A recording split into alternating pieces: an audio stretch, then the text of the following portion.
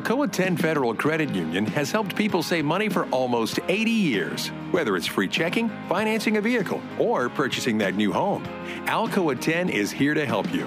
Better rates, better service. Check them out at atfcu.com. Alcoa 10 Federal Credit Union, a place where you belong. Member NCUA. When I made the move to my own studio, I was worried about this. I was worried about that. I was worried about, hey, did I get this piece of equipment? Did I get that piece of equipment? Does that sound good? Does that not sound good? One thing I didn't have to worry about, that was office furniture, because Office Furniture Outfitters met my furniture needs. With a 50,000 square foot facility, they have East Tennessee's largest selection and are the best value for new and used office furniture. Located in Knoxville, it's easy to find everything you need for your new space, including desks, file cabinets, chairs, conference tables, and more.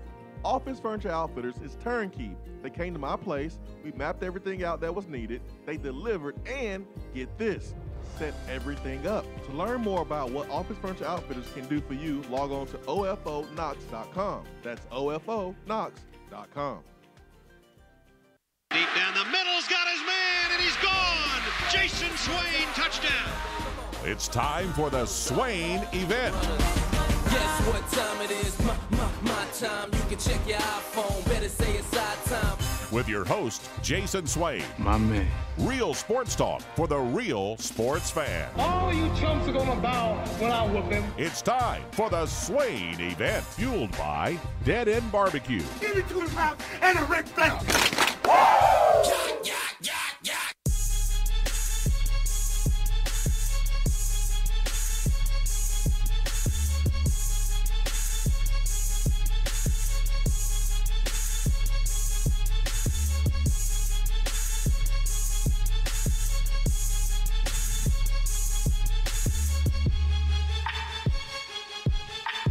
Swain Event, SwainEvent.com, fueled by Dead End BBQ, top 100 barbecue restaurant in America. 865-200-5503 is our telephone number. That is the Beat Dry Waterproofing Hotline. You can give us a call. Questions, comments, always willing to take your best. 850 AM, 100.9 FM, Rocky Top Sports is where you can find us there on the dial. You can download the free Swain Event app, Android, Apple devices. Text us during the show using the text box. Also dropping in comments and questions throughout the show. We really appreciate that. You can watch the show on Swain Event TV, Facebook, Periscope, and YouTube. And everything is back to 100% today, Ben. Technology was weird yesterday. Good day for everything to be working just fine and good to go, because Tennessee finishes the regular season undefeated at home. Loving that. Senior night was a success. It's been a while since we've had a senior night like that. In football, we haven't had it in a long time. Yeah, we have. Just 2 years ago with Dobbs. Was that 2 years ago? 3 years ago. Dobbs was pretty cool to see. I mean, and Barnett and Barnett wasn't honored, I guess, because he was a junior. But that class with Jalen Reeves-Maven and Cam Sutton and Josh Dobbs, that was a fun senior day. I didn't feel like I felt yesterday. I didn't either, but that was as close to that as we have gotten over the last couple of years. Yeah, it's been a while since I felt the way I felt yesterday, senior day. That was really cool, and I've been on record saying I'm not a huge fan of the pregame ceremonies on senior day in football, because it's hard to go from Admiral Schofield emotion to, okay, I'm about to kill you now. It's football time. I gotta destroy you. It's really hard to switch those emotions. But in basketball, you can absolutely do it, and we saw that last night. We did have touchdown turnover yesterday that Kyle Alexander will finish the game, and that Admiral Schofield will have 20 points. And we both said touchdown, and we were wrong. Come on, Rick Barnes. You got to let Admiral in for another minute. Come on. Kyle finished the game, so we were half right. Half right ain't right. We were half right. If Admiral would have kept shooting the way he did over the first 2, 3, 4 minutes of the game, he would have dropped 40 last night. Man. I truly believe he only took 13 shots last night, made 7 of them. If Admiral takes 20, 22 shots last night, he's dropping 30 to 40 points. Yeah, I was surprised he didn't shoot more. But, I was surprised too. But, man, he was very efficient. That jump shot is looking good. Jordan Bone, he's looking good. He didn't have his best game last night. He had that beautiful pass on the fast break, the one-armed baseball-style throw, bounce pass to Kyle Alexander for the slam. But other than that, Rick Barnes was not pleased with Jordan Bone following the basketball game. He's looking good to me right now.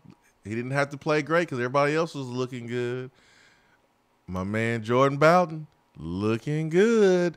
This team individually got some guys looking good at the right time. I'm feeling a whole lot better than I did about 2 weeks ago. We're getting where we need to be at the right time. Yeah, and it's really cool when you look back and think that last week we were concerned with Tennessee's defense, and then now against a basketball team that many think can win a national championship in Kentucky, and against a very solid Mississippi State team, a tournament team, Tennessee has held them to a season low in points in back-to-back games. So to your point, Rick Barnes was not happy with Grant Williams and Jordan Bone and Lamonte Turner, the way they kind of came out last night. But that defense was clicking last night. Yeah, Rick Barnes is supposed to be upset and bothered about everything his team does. I mean, he's a coach. That's what coaches are for. That's just the way it works. But give me this Tennessee team in the last week over the last 2 weeks of this Tennessee team when they were ranked number 1. I'm taking this team right here, instead of the team that was kind of sputtering at points during the game, even with the number 1 ranking. It's about who's playing the best and who gets hot right now. Yeah. And I like the way we're playing. I like that our guys, like, no one is in a shooting slump anymore. We've seen Admiral Schofield in a shooting slump early in the season. Jordan Bowden just came out of his shooting slump. We saw Lamonte Turner had the shoulder, and he airballed a free throw. Like, we've seen these shooting slumps, and I don't think our guys are in a shooting slump. Like an individual person, it's in a huge shooting slump, and it's in their mind. Did we make our threes? No, we didn't shoot the ball great from 3, but we can't say that there's one person who's struggling shooting the basketball right now. I'm not saying that. You can if you want to. I will say that Lamonte Turner is struggling from the three-point line. He is 0 of 3 against Mississippi State, 0 of 4 against Kentucky, 1 of 4 against Ole Miss, 1 of 7 against LSU, 3 of 9 against Vanderbilt, 0 of 7 against Kentucky, and then he was 2 of 6 against South Carolina, which is a decent outing, 33%, but he's shooting 30% from the three-point line. Lamonte is not typical Lamonte right now in terms of shooting from the three-point line. He has been able to score some points, as he did at Ole Miss, because he was able to drive and get to the basket and get to that mid-range shot. But in terms of his three-point shot, it is struggling right now. That's fine. Yeah. He has really struggled with that shot this month, quite frankly. Lamonte has turned it up on the defensive end. Mm-hmm. He's being aggressive. He's going to the basket. He did that. What game was that? Did he do that? It wasn't Ole Miss game. Where he went to the basket a lot. Yeah, like, I want to say, was it Ole Miss? He had 17 points, something like that? Yes, Ole Miss in the second half, where he scored 9 straight, and I believe he had 13 points in the second half to finish with 17, like you said. Shooting slump from 3? Okay. Lamonte's not struggling as a basketball player. No, he's finding other ways to positively affect the game. Exactly. And there was a time where Jordan Bowden was struggling. Mm-hmm. Kyle Alexander was struggling, not shooting a basketball, but getting fouls, not getting over on defensive rotations, not being the presence in the middle of the basketball, the middle of the paint like he was early in the season, blocking shots and altering shots.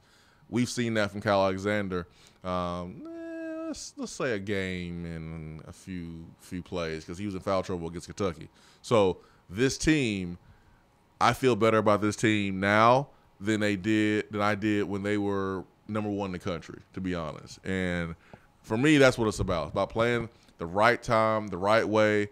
And I don't care if Tennessee's a number 2 seed in the South. That's a matchup possibly against Duke for a trip to the Final Four. Let's get it. Let's get it. I told Nathaniel Rutherford this yesterday when we were talking about kind of Tennessee potentially matching up with Duke if they were to be a number 2 seed, because apparently there's a lot of concern about playing Duke in the tournament if Tennessee ends up with the number 2 seed and Duke being thrown in to the South region as the number 1 seed.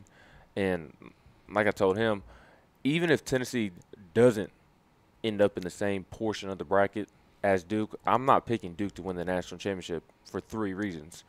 One, in today's day and age of college basketball, they don't make enough threes, which it's unfortunate that basketball has kind of shifted to that, but it is what it is. They don't make their free throws, and they're not the greatest defensive team. And in the tournament, at times you're going to have to lean on your defense, and you're going to have to lean on making your free throws. 2 things that Duke has struggled with this year. Not only that, but I'm not a huge fan of having to lean on freshmen to take care of business in the tournament. I am one that values that veteran presence, which is why I think right now Tennessee and Gonzaga would be, depending on kind of the matchups and how it all lays out, Gonzaga and Tennessee are kind of the 2 teams I'm looking at, because they have the talent, they have the coaching, they have the experience, they have the point guard, they can play very well at times on defense. Those are the 2 most complete teams in the country, in my opinion. So I say all that to say, I'm not worried about Duke. And if there's one person in the country that can match Zion's physical nature, it's Admiral Schofield. I'm not saying Admiral is going to shut down Zion by any means, but if there's one guy in the country that I would pick to match up with Zion Williamson, it would be Admiral, just in terms of physical nature. I don't think I would want to be Duke right now. Your best player out. Your best player is probably going to return during the ACC tournament. I don't know how he's going to play, but he's not going to play probably against North Carolina. If he does, it'll be his first game back, and I like North Carolina in that game.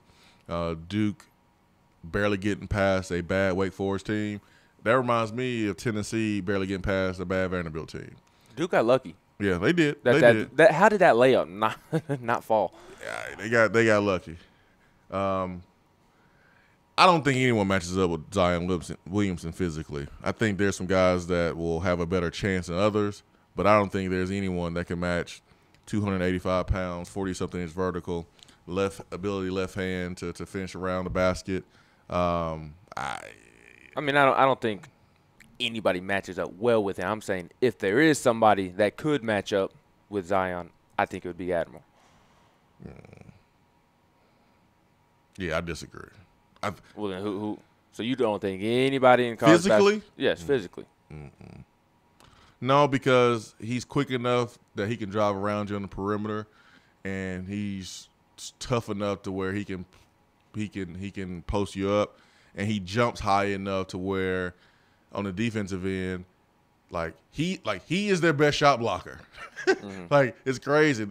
He doesn't even play power forward or center, but he is their best shot blocker. He alters shots. He swats shots out of the stadium.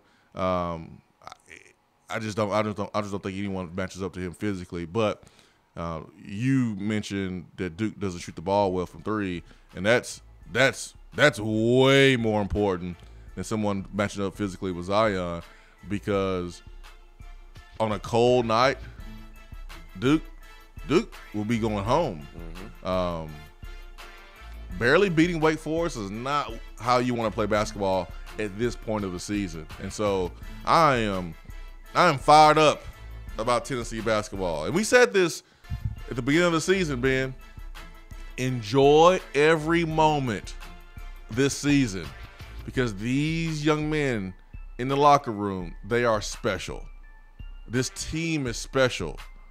we're not going to get another group like this for a very long time. Admiral Schofield, Kyle Alexander, Jordan Bone, all these boys, not just seniors, but all these guys. And I know Bone's not senior, but this team is special. You rarely see teams like this. And here we are. That was the last home game. And we have the SEC tournament coming up. Gotta play Kentucky. Might have to play Kentucky and LSU. And that's setting up for Tennessee to get the number 1 seed. I mean, you got a chance to beat 2 top 10 teams in the tournament. So good position for Tennessee right now. I would rather be in Tennessee's position right now than Duke's right now, to be honest. And it doesn't matter. You're going to play a good team if you want to advance to the Final Four. You're going to play a good team to advance to the Final Four. So I don't care if we're number 1 seed or number 2 seed. It doesn't matter. If you're number 1 seed and the number 2 seed wins the whole entire time, guess who you got to play to get to the Final Four? A number 2 seed. And all the number 1, number 2 seeds, really, they're all the same to me. Good basketball teams with the chance to go all the way. 865-250-5503. We'll take our first break of the day. Swain Event.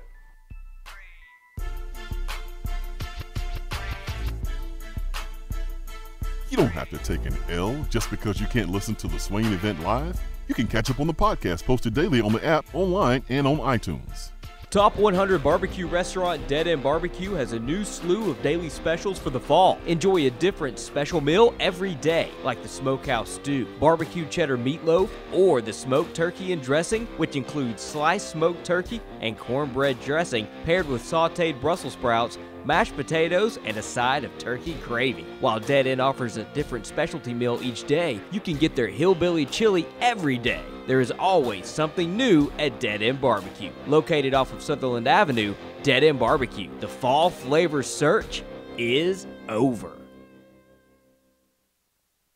Do you want a custom themed tumbler or bottle to show off your team spirit every day of the week? Well, look no further than Game Time Sidekicks. Every design has you, the fan, in mind. Their tumblers and bottles are double-walled, vacuum-insulated stainless steel, and their quality is second to none in the market. From stainless steel sippy cups to tumblers and sports bottles, Game Time Sidekicks offers something for the fan of all ages to rep their team with. They have many different logo options, so fans will have something they are proud to carry around all the time. Use promo code SWAIN at checkout to get 20% off of your entire purchase at GameTimeSidekicks.com. They also offer $5 flat rate shipping. Be sure to check out the Game Time Workshop on the website and customize your tumbler to make it one of a kind with things like your nickname, number, or initials. Game Time Sidekicks. Show your colors and carry your team. While the other guys are taking guesses, the Swain Event is taking you behind the scenes and in the huddle every morning from 7 till 10 right here. Are you looking to buy, sell, or invest in real estate? If so, then call me, Jennifer Morris with Keller Williams Realty. I take a no-nonsense approach to the real estate transaction. No fluff, just facts. Having lived and worked in the Knoxville area for 19 years, I am very familiar with the local real estate landscape and am ready to help you get the most money for your property with the least amount of hassle in the shortest amount of time. No one likes for their home to sit on the market for months at a time. If a straightforward approach to your real estate needs is what you prefer, then give me a call. Jennifer Morris with Keller Williams Realty at 865-694-5904 or email me at jennifermorris865@gmail.com. You're driving home, flashing blue lights in your rearview mirror. You pull over, step out of your car, and the next thing you know, you're being arrested for driving under the influence. Now what do? We all should be responsible. But remember, just because you're arrested doesn't mean you're guilty. Call criminal defense and DUI attorney Marcos Garza at 865-540-8300. The investigative teams at the Garza Law Firm know the justice system inside and out. They utilize cutting-edge technologies and investigative methods to prepare your specific case. Before you plead guilty to any criminal charges, call criminal defense and DUI attorney Marcos Garza. Put his number in your phone right now, 865-540-8300, because you never know when you or a friend will need it. Don't say guilty. Say Garza. 865-540-8300. 865-540-8300 and GarzaLaw.com. You're listening to the Swain Event. And you know this, man.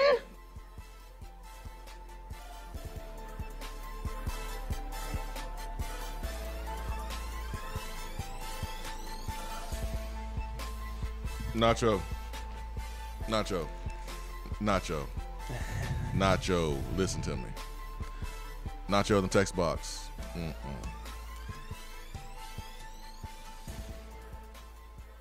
Don't do this, Nacho. Don't do this. Nacho says streaks can change game by game. Coach K is overrated. What? What'd you say, Nacho? Don't do that. Pons is gifted or physically gifted as Zion. Don't do that, Nacho. No, Nacho, don't do this today. Not today. Pons is gifted, not Zion level gifted.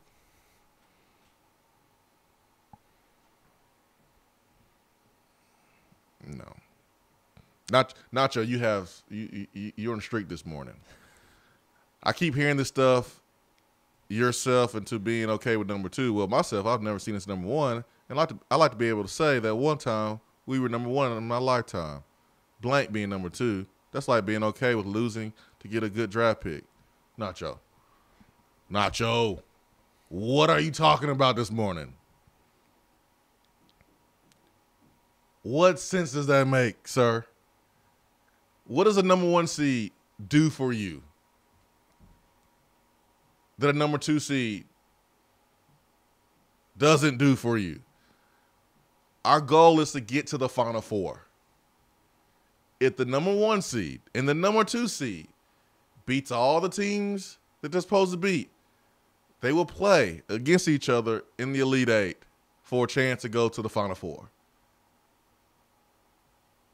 It doesn't matter as long as you're playing your best basketball. You're majoring in the minors. Ooh, there's a number 1 next to the Tennessee on the bracket. Who cares? Play good. Play your best. That's what matters.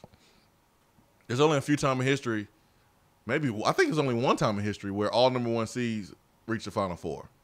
Yeah, will it be cool to say, yeah, Tennessee's number 1? Cool. But what's most important? The most important thing is getting to the Final Four. And this silly vote, would you rather win 9 games in football or go to the Final Four in basketball? That's Man, pathetic. Don't be in my timeline with that silliness. Well, it's not the poll. It's the people who are responding with win 9 games in football this year. Don't waste my time with that. The Final Four is way bigger than winning 9 games. That's like Final Four is the same thing as getting to the college football playoffs. Why would anyone pick 9 games? It makes no sense. Because those are the University of Tennessee football fans, not the University of Tennessee fans. Here's Nacho, another terrible take. If we lose an attorney, at least we had number 1. That's where I'm at. Huh? How is that? How is that not the same thing with being okay with losing a good draft pick or more victory? Nacho, you got to stop this, Nacho. You got to stop. You got to stop, Nacho. Get you some coffee. Or take you a power nap of 10 minutes. Get yourself ready to go. Look, come on, Nacho. Let's get it together this morning. 865-255-03 B-Drive Waterproofing Hotline. East Ponds is gifted as Zion. Man, you better stop. Virginia is not saying, at least we had the number 1 seed last year. Nacho's trolling, man. There's no way he believes this stuff. He is trolling.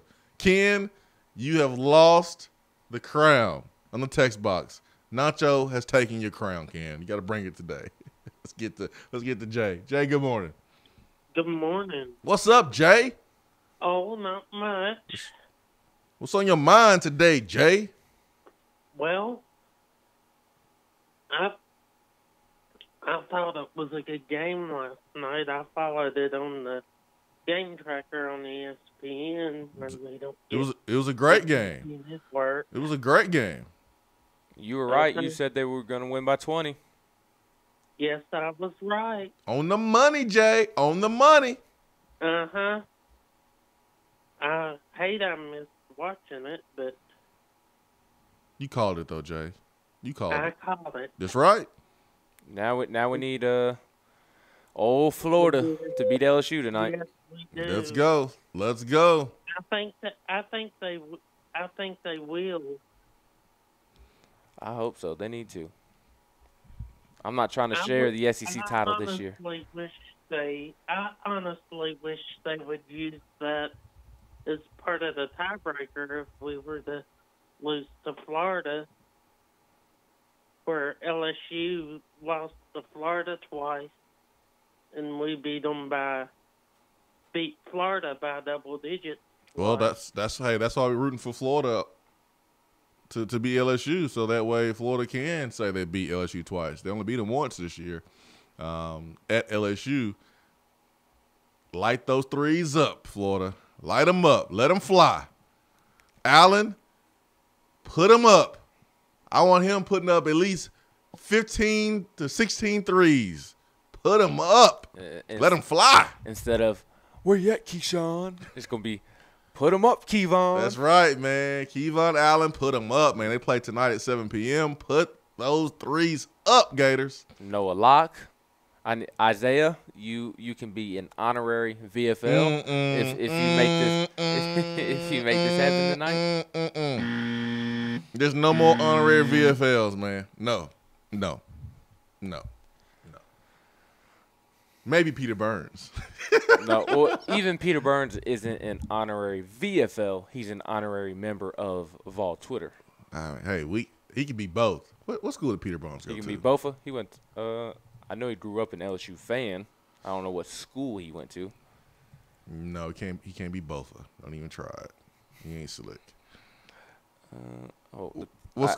I tried to look up where Peter Burns. Apparently, there's a singer-songwriter named Peter Burns as well. Let's see. I hope that's not somebody I'm supposed to know. Let's see where he's from. He's from Baton Rouge, and he went to the University of Texas, San Antonio, and St. Mary's. Well, he's a member of the golf team. All right. We can do honorary VFL for Peter Burns. What he did last night to Dan Woken. Oh man. But he can't be an honorary VFL today because he won't ever openly admit it. But if he had to pick who wins between LSU and Florida tonight, he would pick LSU. I mean, he would pick LSU because LSU is probably better, not because he's on this Anthony Jordan. Just saying. No, I'm just saying, like, not in terms of actually you looking at it from an X's and O's standpoint and picking them, but I'm saying, like, do I want Florida to win or do I want LSU to win? Well, that's why you say honorary, just for his comment yesterday of Dan Woken. Like, I was like, whoa, what did he just say? Did Dan Woken comment on this? If I was him, I would not respond. Well, unfortunately, Dan does not think like that. If I was Dan Woken, I would not say anything. Let's see. Let's take a stroll down Mr. Woken's timeline. For those who do not know what we're talking about, during the broadcast, I think it was actually going to halftime, going to break from halftime. Peter Burns says, Kyle Alexander dunking on folks like Vol's Twitter on Dan Woken. And then went to break. I was like, whoa. Did he just say what I thought he said? So I had to rewind it, and he definitely said it. Oh, man, it was beautiful. It was beautiful. He should get the Broadcaster of the Year award just off that alone. I agree. So far, nothing doing a whole lot of tweets about the Orlando Magic. No, about LeBron. No, LeBron James. This isn't Skip Bayless's timeline or Shannon Sharp's. A bunch of tweets about Kentucky Ole Miss last night. LeBron James, and nothing about the Tennessee game. Yeah, I'm telling you, man, if I'm Dan Wolken, I don't even acknowledge what Peter Burns said. What are you going to say? What can you say? Nothing. Attack Peter Burns, I guess. You can't. You can't say anything, man. I would just ignore it if I was Dan Wolken. Let's also take a scroll down Pat Forty's timeline and see if there's an article posted about Kentucky being overrated. Since he was so quick to write a story about Tennessee being overrated after John Calipari shut down the overrated chants in Rupp Arena a couple of weeks ago. I don't see a Kentucky is overrated after they got their blankety-blank whoop this past weekend.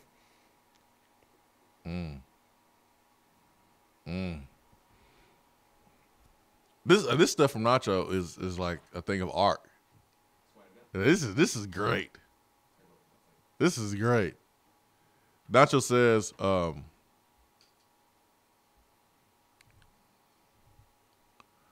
if we win the tourney, I don't care what we are, but that ain't happening. Oh, so now you don't care? Oh, now you don't care what we are, but you care about being number 1 seed 2 minutes ago. But then he said it ain't happening. Golly. Then Nacho says, I'm just saying that Pons would put up the same NFL combine number as Zion. Nacho, what they got to do anything? We're talking basketball. They have a basketball combine that measures basketball skill sets. Number one, they would not have the same combine number. Zion is more gifted than East Pons. Let's just get that through our thick heads, okay? Zion is more gifted. Zion ain't giving up straight line drives to the basket like East Pons. I love me some East Pons. He's going to develop. He's going to be an NBA player. He will. Nacho, stop. Who we got next? Well, first, real quick before we get to DR Vault, how close do you think Zion's vertical is and Pons' vertical is? Because I don't think he would blow him out of the gym in terms of vertical. But there's more. Well, I know, and I'm just. Zion has a better vertical. But do you think Pons is in the ballpark? Sure. You're no fun. Let's get to DR Vault. What's the difference between 40 and 44 or 43 and 38? Like, Zion's more gifted. There's no reason to nitpick this and try to pull hairs here. I mean, Zion's more gifted. It's okay. It doesn't make you less than a Tennessee fan. He's more gifted. They don't make these dudes every year. Like, they don't make dudes like LeBron James, Zion Williamson, and Deion Sanders, and Bo Jackson. They don't make dudes like this every single year. They don't. It's okay to admit it. Let's get to DR Vol. DR Vol, good morning. Good morning, guys. How are y'all? Great, man.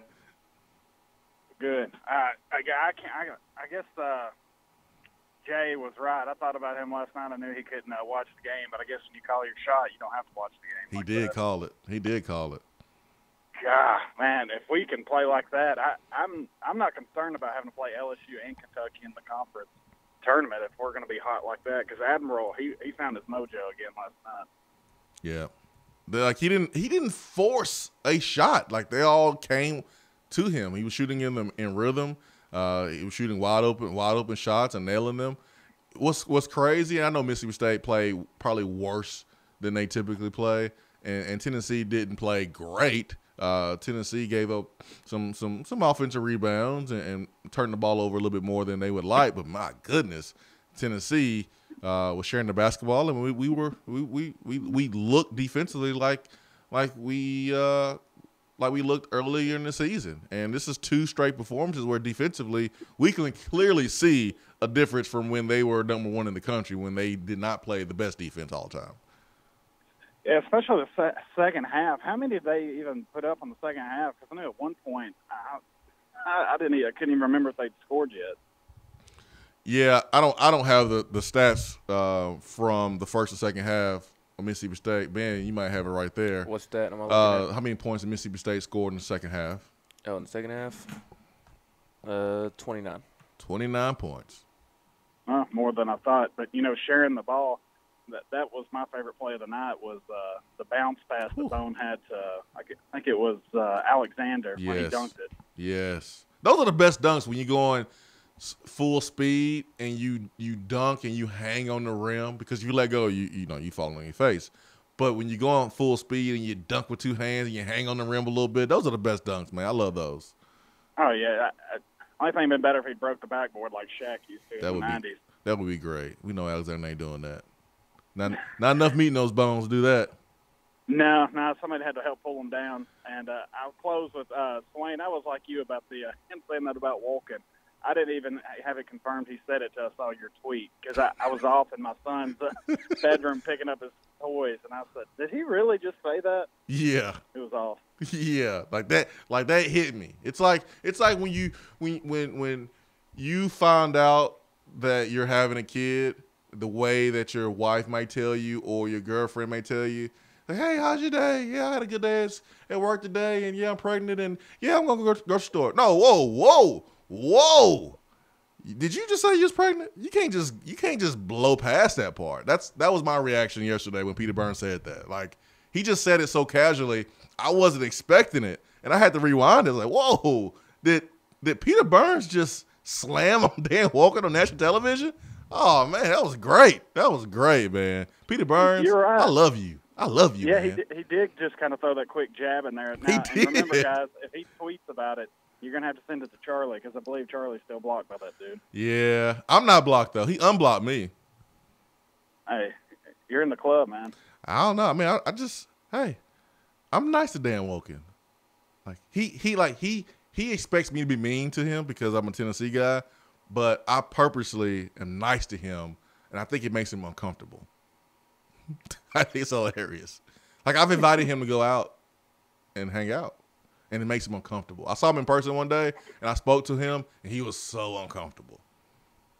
It's weird. He still looks like one of the thumbs from Spy Kids, the little thumb people. Thumb is a nice way to say it. Thumb is a nice way to say it, Ben. Good job. But I actually am referring to a thumb, unlike what others like to refer to. Yeah. Good boy. 865-255. Oh, man. 5503. The Ken is bothered on the text box. He says, Swain, you're comparing my full logical, passionate text to Nacho's nonsense this morning? Come on, man. That's hurtful. I'm sorry, Ken. I am sorry. Because you're right, man. Nothing compares to Nacho's silliness this morning. You're right, Ken. I apologize, man. I said that from Nacho's second or third comment. Nacho's out of control right now. He's out of control. He's out of control. Nacho sounds like a caller from some of these other shows in Knoxville. I mean, it makes no sense. Nacho's all over the place this morning. Oh, man. Got a big old win. Mississippi State. Mike Conley dropped 40 last night. All right. Hey, what they got to do with Tennessee? I don't know. I was just, it's cool to see somebody drop 40 for the first time in their career. Well, I mean, enjoy him for now. He got a couple more weeks. I know. He will be on another team next year. Shh. It's time to tank, Grizzlies. Look, I was in my feelings last night. About Mike Conley or Admiral Schofield crying? About Admiral Schofield. I don't need you to get me back in my feelings about Mike Conley being traded this offseason. Well, you know what's sad? You mentioned that it's time for the Grizzlies to tank. What's sad is that they're trying to win on purpose right now to convey their draft pick to the Celtics because they consider this draft class weak, and they still can't win. Yeah, they tried to tank last year, and they still couldn't tank last year. They're winning games. Golly. At least Memphis Express, the AA-L team, won. Speaking of the Memphis Express, Colton Jumper plays for them. He has a new position for the Memphis Express. Can you guess what that position is? No, I can't because I don't watch him because I don't care. Safety. He is the Memphis Express's starting safety. I don't know if he starts, but I know he plays. He's a what? He's a safety. I don't believe it. I promise. He looks like John Lynch roaming around out there. Boy, stop. Boy, stop. I'm going to break. Swain Event. I got to put my recycling out on the street. I'll be right back. Swain Event.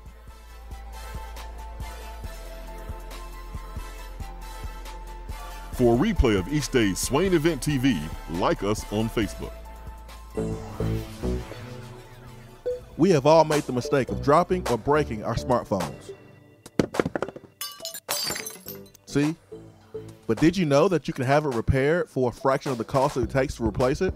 Well, you can, because iDrop is the area's leading mobile repair store, home of the 1 hour or less phone repair, 1 year parts warranty, and #1 customer service. Broken screens, cracked cameras, charging ports, batteries, you break it, we'll fix it.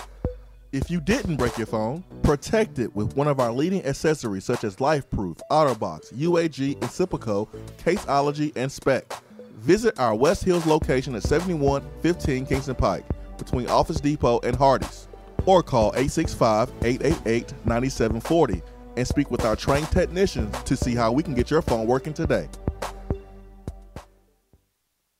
When you see the happy face on our truck, you'll be smiling because you'll know that you're in love.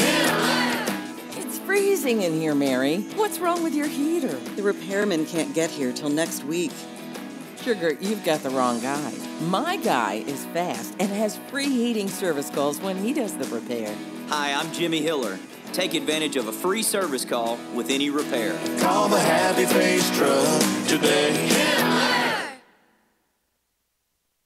While the other guys are taking guesses, the Swain Event is taking you behind the scenes and in the huddle every morning from 7 till 10 right here. JC's Tree and Landscaping Service specializes in quality tree work done at an affordable price. Trimming and removing trees are their specialty.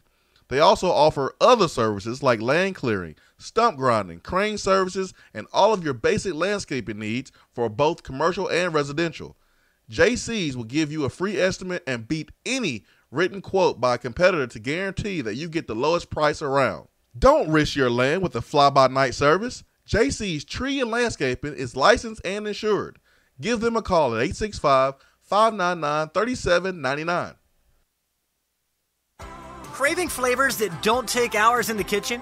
Mrs. Grissom's cheese spreads and chicken salads are the perfect go-to. Ready-to-eat meals and snacks found in the meat or dairy section at your local grocery store. Whether you crave the classic Mrs. Grissom's pimento cheese or the gluten-free select varieties like the cranberry pecan chicken salad, enjoy small-town flavor in every bite. Select the best. Select Mrs. Grissom's.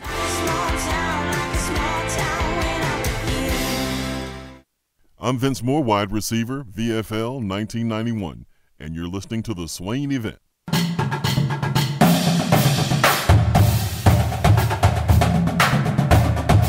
Around the SEC, powered by 42nd Street Marketing, your game-winning play call for design, marketing, and branding.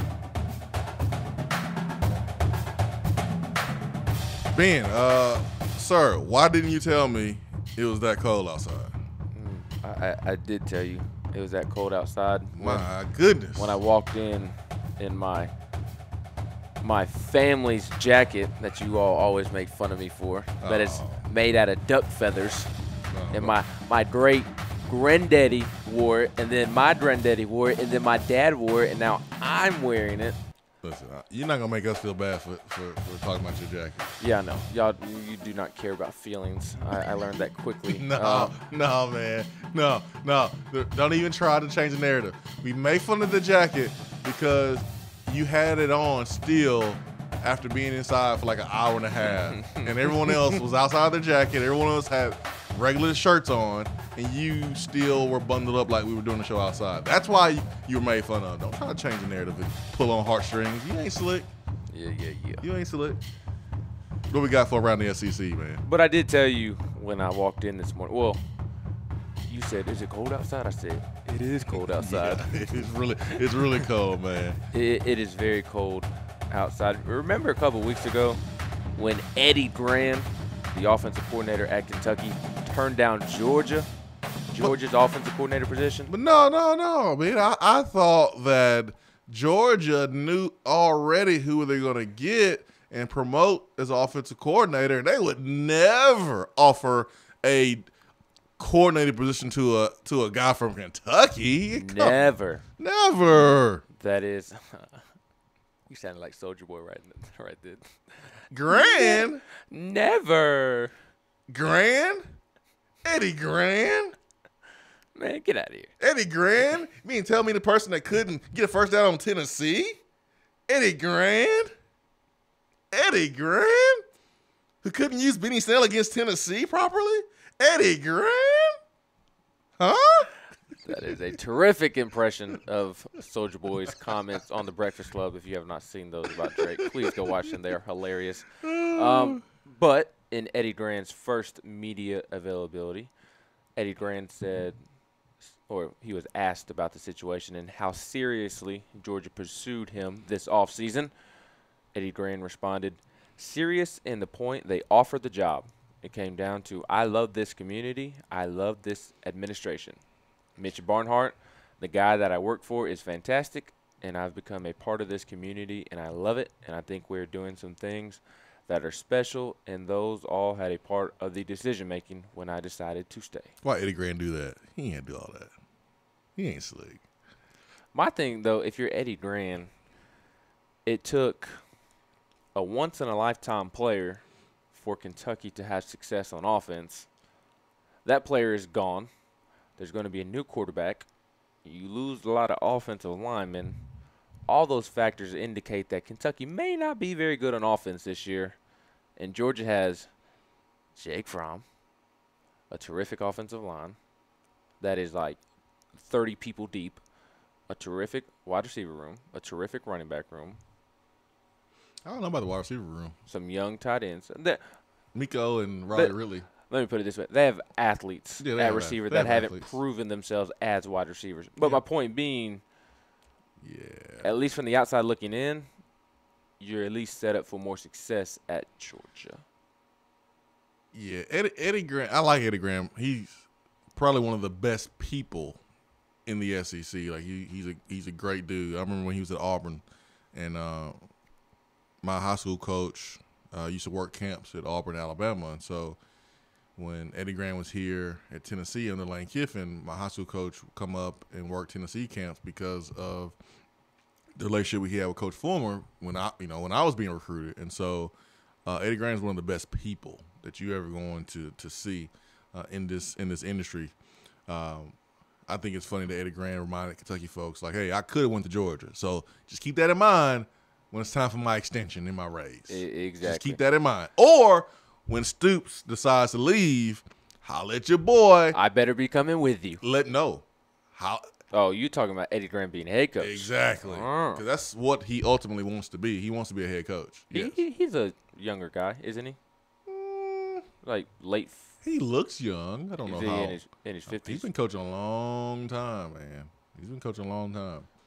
That's fair. I mean, he's not like, he ain't Bill Snyder old or anything like that. But I mean, he's not PJ Fleck young either. So he's not Mike DeBoer old. He ain't that old. No, he ain't that old. Let's see. Well, he is a 30. He definitely looks young. A 30-year collegiate coaching veteran. He's been coaching a long time, man. His Wikipedia is not showing up. Yeah, he ain't spring chicken. I tell you that. But we're not moving on until I figure this out. But Eddie Graham, he didn't have to mention that he turned down Georgia. He didn't have to do all that. I see what he's doing. He's not slick. As somebody who despises Georgia, I thoroughly enjoyed it. I think it's hilarious. I think it's funny. I think it's funny that like some Georgia fans are in denial because they don't want to be turned down by a Kentucky coach. And it's so like ignorant because it doesn't matter necessarily where you coach. If you are good X's and O's, you're good X's and O's. At one point, Urban Meyer was at Bowling Green. So you got to come from somewhere. At one point, Butch Jones was at Central Michigan with Antonio Brown and J.J. Watt. Why would you even use that as an example? What are you doing? I mean, just look at the talent that he had at Central Michigan. All right, little Nacho over there. Speaking of what Nacho said about Pons and Zion, JT5 on the text box says, in a potato sack race, is Nacho taking Pons or Zion? I don't know, man. We need to know who Nacho is taking in a potato sack race between Pons or Zion. What's the little game where you're supposed to run and bounce the egg on a spoon? Is there a name for that? I think it's called run and bounce the egg. Okay. I need to know who Nacho is taking in that game. I need to know who Nacho is taking in jump rope. All these things that we played in gym class in middle school and elementary school. He's taking ease over Zion. What's the game with the yellow ball on the string that's attached to the top of the pole? I don't know. I was playing basketball. I played everything. Yeah. Give me all the games. I'm competitive. I'm beating all y'all in everything. What was what was you looking for? You looking for Eddie Grant's age? I can't find it. Eddie Grant doesn't even have a Wikipedia page. Because he's a coach of Kentucky. This is right. This is Who true. turned down Georgia? How about that? Which all right, is what's beautiful. next on SEC? Last thing, basketball scores from last night. South Carolina beat Texas A&M 71-54. Chris Silva had 22 points and 17 rebounds from the big forward. That is a big win for South Carolina as they are trying to make the NCAA tournament. Auburn squeaked out a win over Alabama, 66-60. That was a very good basketball game. Alabama led by 11 at halftime, but Auburn outscored Alabama 43-26 in the second half.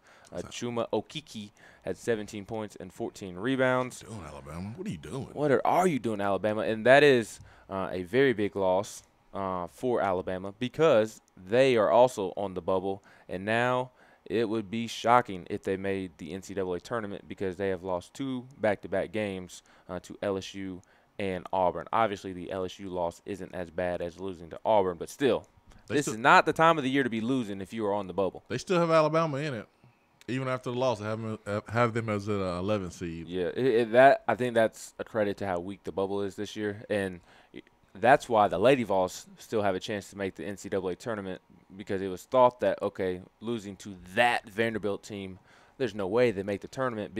But the bubble in women's basketball this year is atrocious, which is why you see the Lady Vols, if they beat LSU tomorrow, then they will likely make the NCAA tournament, which I hope they do just because I want the Lady Vol basketball program to keep that streak of never missing the NCAA tournament intact. Last night, also while Auburn, Alabama, the Iron Bowl of basketball was going on, Kentucky squeaked out a 80-76 win over Ole Miss. Keldon Johnson played very well, had 22 points and 7 rebounds. So that's a really nice win for Kentucky. Like I said last week after Tennessee beat Ole Miss is a team that I'll probably have, depending on who the matchup is, but maybe going to the Sweet 16 in my bracket. I really like Ole Miss and Kermit Davis. That game was called Tetherball. Tetherball. I knew somebody would come through. Augusta Vol, Josh in Virginia, and Duran let us know. And Eddie Grant is 53 years old. He's 53. So, I mean, he wants to be a head coach. And I don't know. Maybe he knows something that we don't know, but you would think that being a coordinator at Georgia with those athletes will help you become a head coach rather than staying in Kentucky after one of the best players in SEC Kentucky history. I don't want to say SEC history, but Kentucky history and SEC history. Running back, he has some great numbers, and he's up there amongst the best running backs in the league in league history. But you would think after losing Benny Snell that he would decide to leave. But hey, we'll see what happens. Gaudy Vol says we need a photo of Ben in his family coat. Give the people what they want. I think there's a photo floating around from months ago of someone screenshotting the Swain Event TV broadcasting you in your big jacket. My daddy gave me that jacket. He did give me that jacket. Right. I'm very proud of my jacket. And Red McKee. Wow. My dad gave me that jacket. All of you. My dad gave me that chain. Are the kids in school yet? Yeah. No. Yeah. Well, No, the younger kids are, but the middle school kids are not. Okay. Just know that while everybody is walking outside right now, having to scurry into work this morning because it is 20-something degrees outside, and y'all are out here making fun of my jacket that keeps me warm, just know I'm giving you the pinky finger. Just know that. There you go, trying to change the narrative. Ain't nothing wrong with a big jacket outside.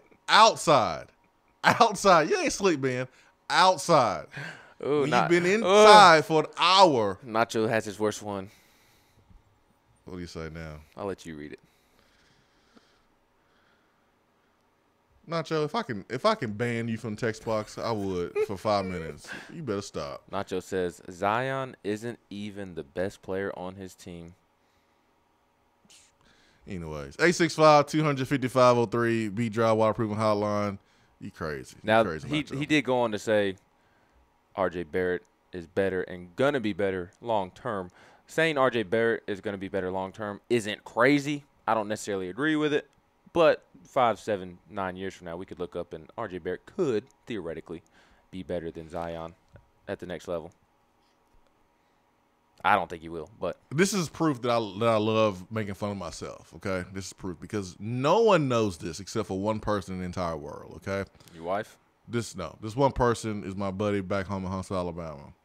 And I remember the year that Greg Oden came out and was the number 1 pick. And he was like, man, I would take Kevin Durant number 1. I was like, man, I would take Greg Oden number 1. Oh, you should not have admitted that. I said, I'm taking Greg Oden number 1, man. You got a guy like a dominant defensive force like that, and man, he's a grown man. Look at him. Look at him. He looks like a grown man. And little did I know that Greg Oden would break down physically and Kevin Durant be the greatest scorer in the NBA right now and will go down as one of the best players in NBA history.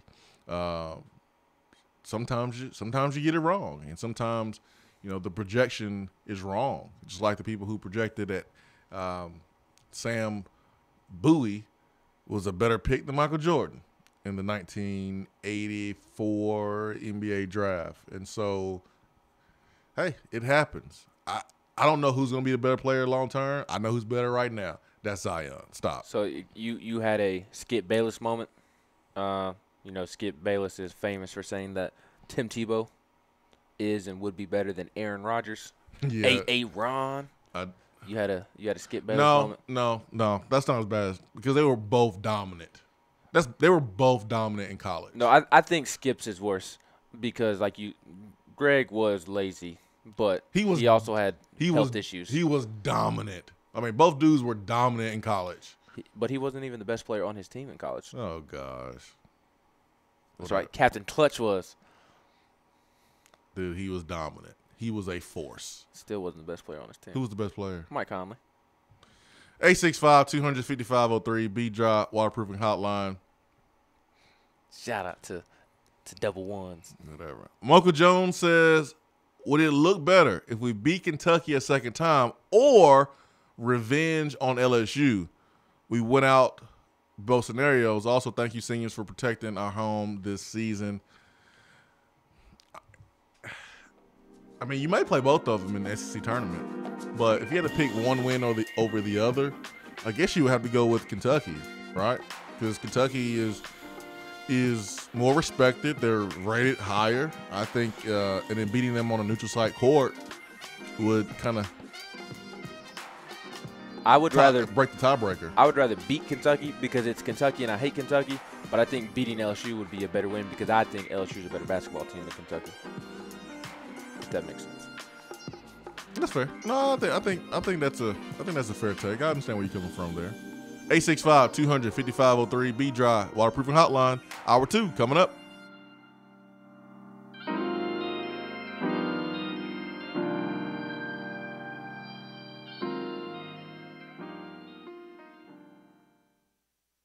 At work, can't call in?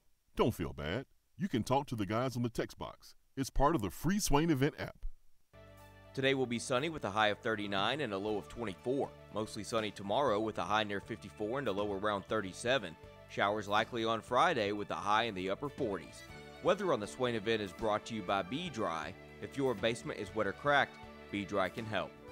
BDry.com. Do you have sloping or uneven floors, foundation cracks, or a leaning chimney? Do your windows and doors not open properly, or are there gaps where the floor and walls meet? Don't worry, B-Dry offers approved foundation repair solutions like steel I-beams, helical piering, epoxy injections, carbon fiber applications, and more. Make sure that your home is on stable ground with B-Dry. Call them at 865-588-0454 or find them online at bdry.com. Have you noticed lack of energy, motivation, and drive? Call the Low T Center and schedule a complete health assessment today. Whether you have sleep apnea and need a CPAP or have low testosterone or low thyroid levels, Low T Center will get you feeling great again. If you're a man over 30 and haven't had an annual checkup, don't wait until you feel bad. Do yourself a favor and get a quick and easy health assessment today. Services are covered by most health insurance. Call 865-392-1388 or go to lowtcenter.com. Low T Center, reinventing men's healthcare.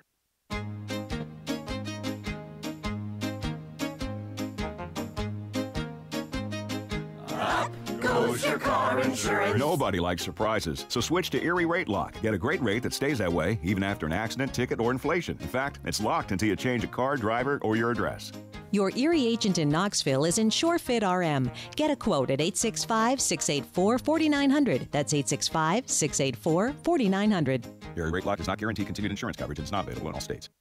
Thinking about trying CBD oil but not sure where to get it or who to trust for a quality supplement? Our friends at Tennessee Valley Hemp Company invite you to try their full spectrum hemp extract, available in 500 milligram and 1000 milligram strengths. They are a local company based right here in Knoxville whose crops are grown in East Tennessee. Their farmers are committed to cultivating pharmaceutical grade hemp oil that produces results. It is only available in community pharmacies where you can get questions answered by experienced professionals. If you are unsure whether or not it is okay to take hemp extract with your existing medications, pharmacists are happy to perform interaction checks that keep you safe and healthy. You can find out more by visiting or calling any of these local drugstores: Gordon's Drugstore in Carnes, Vaughn's Drugstore in Powell, or Standiford Drugs in New Tazewell. Check them out on Facebook at Tennessee Valley Hemp Company, and don't forget to hit the like button. When you buy, remember to ask for the only hemp oil that supports your health and the Power T. Tennessee Valley Hemp Company. These statements have not been evaluated by the FDA. This product is not intended to diagnose, treat, cure, or prevent any disease.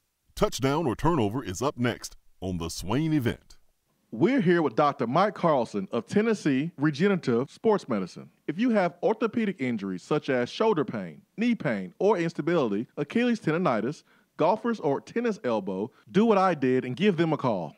Yeah, Jason, we specialize in regenerative non-surgical orthopedics. So we treat damaged ligaments, tendons, and joints, including things like rotator cuff injuries, knee instability, elbow problems, as well as foot problems like plantar fasciitis, Achilles, things of that nature, by injecting with stem cells and what's called PRP, or platelet-rich plasma.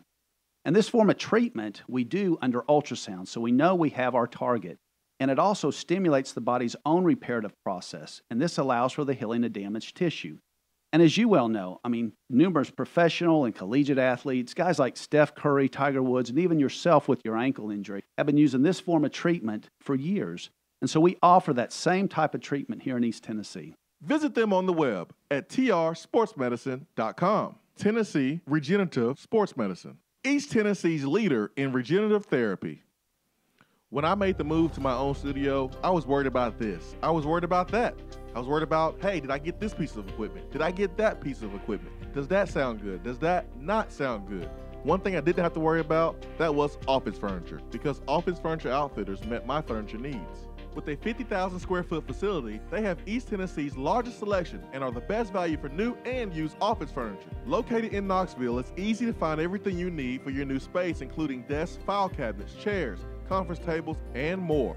Office Furniture Outfitters is turnkey. They came to my place, we mapped everything out that was needed, they delivered, and get this, set everything up. To learn more about what Office Furniture Outfitters can do for you, log on to ofonox.com. That's ofonox.com.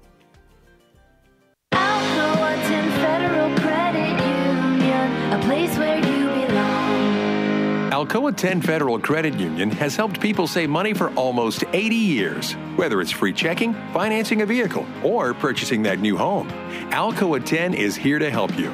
Better rates, better service. Check them out at atfcu.com. Alcoa 10 Federal Credit Union, a place where you belong. Member NCUA.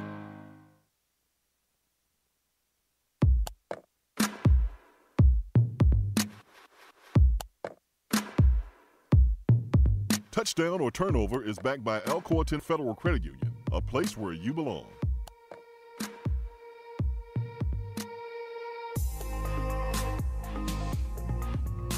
You thought you were in your feelings last night during senior night. I got one for you right here. It's going to have you in your feelings just even thinking about this. I don't want to be in my feelings That's at right. 8:05. That's right. Touchdown turnovers backed by Alcoa 10 Federal Credit Union, the place where you belong. Better rates and better service. Jerry Meyer of 247 Sports said that Jordan Bone deserves to be a first-round draft pick in June's NBA draft. Quote, I think Jordan is a first-round pick. In my opinion, I think he's that talented. I think he's a guy that you can throw out there and no one's going to stop. Russell Westbrook, let's say. But Bone has the athleticism, the size, and the physicality to hang with a guy like Westbrook. Russell Westbrook, the guy who averages a triple-double and will for the third consecutive year. It's never been done in NBA history. That guy. Bone's averaging 13, almost 14 points per game, 6 assists a game. Touchdown or turnover, Jordan Bone will declare for the NBA draft. He will leave. Because the last night was senior night. And yeah, those seniors are leaving, but you got to think about those talented juniors. Maybe that being their last time in Thompson-Boling Arena. Yeah. I know it's hard to think about, but it is a possibility. Now, touchdown turnover. Does he go? This is a really tough question. My emotions want to say no. He loves the University of Tennessee and he wants to spend a fourth year here.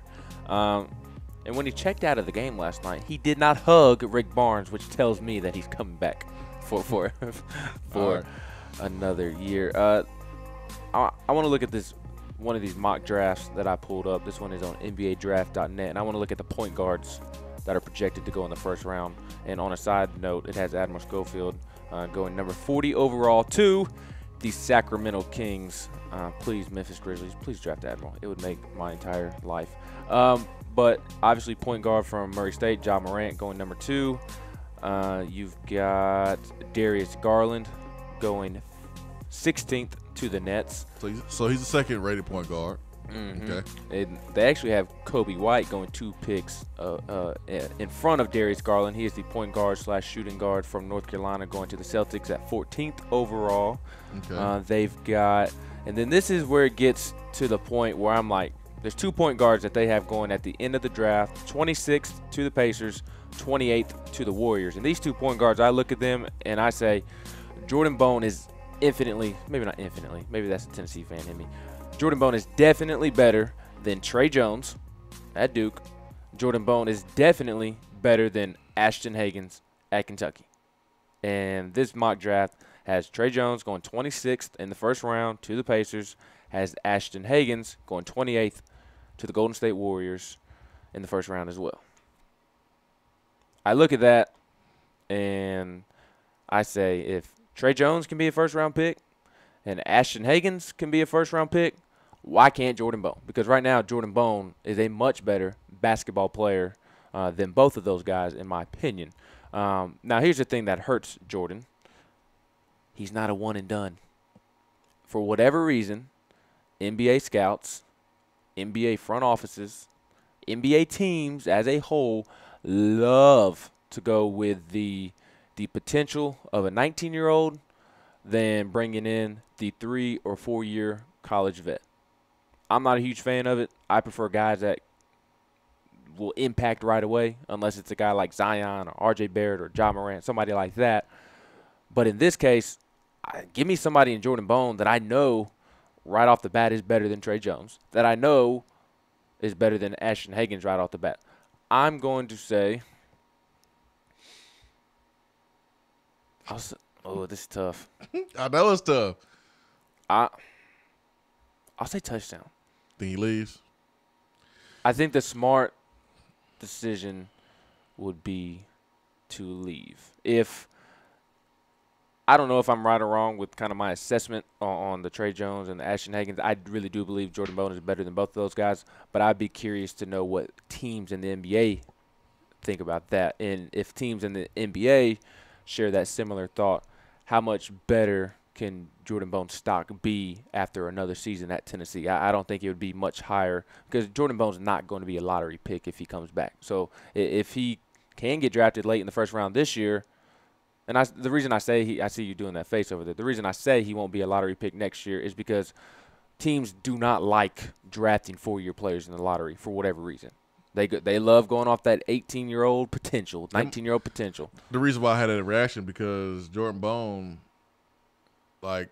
improved so much from last year to this year. If he comes back and he has the same improvement, you might not have a choice but to draft that boy high. That's fair. Yeah. But you look at a guy like Denzel Valentine with your Bulls. I mean, he was a terrific 4-year player. I want to talk about that. I want to say he's drafted around 8th, 9th, somewhere in there. He was a lottery pick, but he who had a tremendous college basketball career. I mean, folks are kind of sleeping on him because he was in college for a while for whatever reason. That's not the reason they're sleeping on him. He wasn't dominant at Michigan State. He was a good, solid player, but he wasn't dominant. Yeah. I mean, I don't think there's some bias against 2, 3, 4-year players in college. I think if you can help an NBA basketball team, you're going to be drafted high. Drafted 14th. Now, what is the ceiling for Jordan Bone? We've seen guys be drafted in the NBA, like the Greek Freak, who, he was a project. They drafted him on potential, and look what it's done for the Bucks. You get picks sometimes that are potential picks. Okay, we don't need him to go right now, but in a year or two of development, he can be our guy. I think it depends on the team success. I think team success matters a little bit here with Jordan Bone. If I'm Jordan Bone and we go and win championship, and you get a first round grade, why would you come back? You win championship, what else can you do? What else can you do at that moment? Nothing. This team loses in a heartbreak fashion. I can see Jordan Bone, even with the first round grade, say, "Hey, I'm coming back." Because then you can look at next year's point guard class and go, "Okay, all right, yeah, I can be at the top of this point guard class rather than being 5th, 6th, somewhere in that range this year, and he may be even higher." You look at CBS Sports top point guards, and Jordan Bone ain't even on the screen. I don't know when the last time they updated this list, but John Morant's number 1, Darius Garland's number 2, Trey Jones is 3, Kobe White's 4, Ashton Hagans is 5. They even got Ty Jerome from Virginia on this list at top 10, and no freaking Jordan Bone. They got Tremont Waters 14th rated point guard. I just don't believe that at all. But I think it depends. I'm gonna go turnover. I think he comes back. Yeah, I'm scared though. I am too. It's weird because I literally have not put any thought to it. Now I understand that I've thought that it is a possibility, but I have not sat down and thought, do I think Jordan Bone is going to go? Because I see both ways. I could see him coming back for another year. I definitely think he goes the Admiral Schofield route, and I definitely think Grant Williams does too, in the sense of putting their name in the draft, going through all the workouts and getting feedback on their game, and then I think Grant Williams will pull his name. I would be surprised if Grant Williams declares. Yeah, Grant can develop a little bit more. Well, not only that, Grant loves college. Being a college kid. Yeah, I brought that up. I know it's early, but it's a bridge we're gonna have to cross. We gotta cross it at some point. There's no detours. We have to talk about these dudes possibly going to NBA. Because they're good. They're really, really good. And so it may be too early, but that conversation is coming. And it may wait until Tennessee loses or win the whole thing, but it's coming because people are noticing Jordan Bone and how good he is. And even on last night's broadcast, I think I heard where they said Jordan Bone is the best NBA player on Tennessee's team. That's being said more and more now. So it's coming. It's coming. There's no getting around it. I wonder how much the decision of one of the two between Bone and Williams affects the other. I don't know, but I will say this. Now we understand what it's like for a coach that has a player that can go to the NBA or to the NFL or whatever, go play professionally and change his life forever, reach his goals, reach his dreams. We've seen, as a coach, we've seen these players work their tails off in practice, identify their goals, and work towards that goal. And they come in as a young man and they have a chance to leave as a grown man who is ready for the league. Mm-hmm. On the other hand, you know this player can help your program if they come back. So do you want them to leave and go reach their dreams? Or do you want them to stay and help your program be successful the next year? And this is I think more of a problem for not for NFL, but for college football coaches, because we have heard more scenarios of where players are bitter because a coach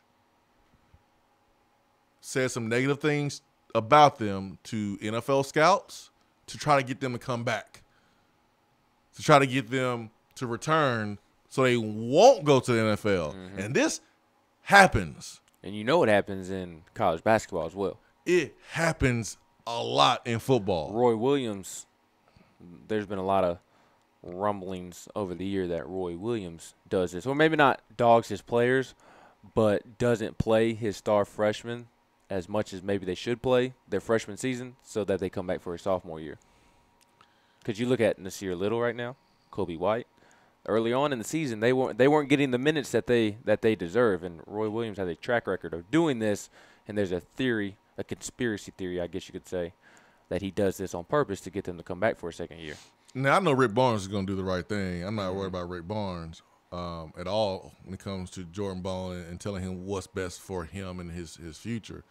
But just think about it as a coach. Like, you are a coach, and it's good to have one of your players go to the NBA or to the NFL. That looks good on you, right? Mm-hmm. Have a high draft pick. You can use that in recruiting. But on the same hand, or on the other hand, you have to replace that really good player, and there's that fear of the unknown. And so you would rather have that player back. Oh, yeah.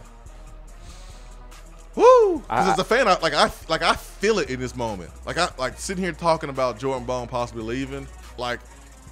I feel myself as a Tennessee fan saying, man, I want him back. I wish he comes back. But what does Jordan want, and what does Jordan want for his family? Yeah. What about him? He's the one who put in the hard work. What is he going to do that's best for him? That should be more important than anything. But as a fan, I'm like, man, you get this dude back and that dude and this dude. That's what I'm thinking. Because I said it months ago during winter break or so. Like, Tennessee basketball is going to be good next year, too, assuming Jordan Bone and Grant Williams come back. Like, Tennessee will be a top 15 team, have as good of a chance as they did this year to win an SEC championship next year. I mean, when you think about it, you'll have 3 senior guards. You'll have a 2-time SEC Player of the Year. You have a dynamic 5-star freshman coming in, Jalen Johnson, Eve Pons, John Fulkerson, Derek Walker. All those guys will be upperclassmen. Lamonte will be a 5th-year senior. Fulkerson will be in the program for 4 years. Like, you have a lot of experience coming back next year, and you're adding a talented freshman. Like, that's the making of another great basketball team, minimum a top 15 team that can absolutely win an SEC championship. And the unfortunate part, if Jordan Bone does not come back, if Grant Williams does not come back, it changes things.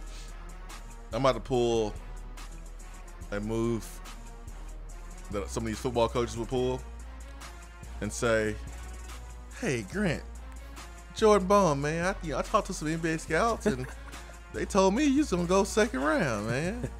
They told me you wouldn't even get drafted, man. I think it would be in your best interest to come on back and develop a little bit.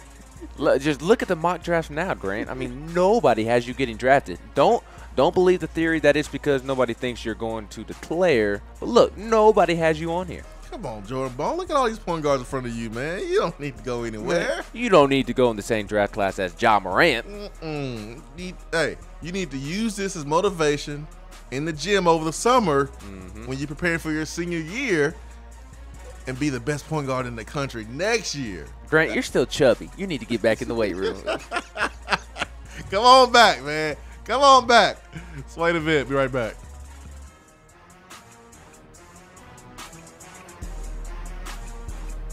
While the other guys are taking guesses, the Swain Event is taking you behind the scenes and in the huddle every morning from 7 till 10 right here. Top 100 barbecue restaurant Dead End BBQ has a new slew of daily specials for the fall. Enjoy a different special meal every day, like the smokehouse stew, barbecue cheddar meatloaf, or the smoked turkey and dressing, which includes sliced smoked turkey and cornbread dressing paired with sauteed Brussels sprouts, mashed potatoes, and a side of turkey gravy. While Dead End offers a different specialty meal each day, you can get their hillbilly chili every day. There is always something new at Dead End BBQ. Located off of Sutherland Avenue, Dead End BBQ. The fall flavor search is over.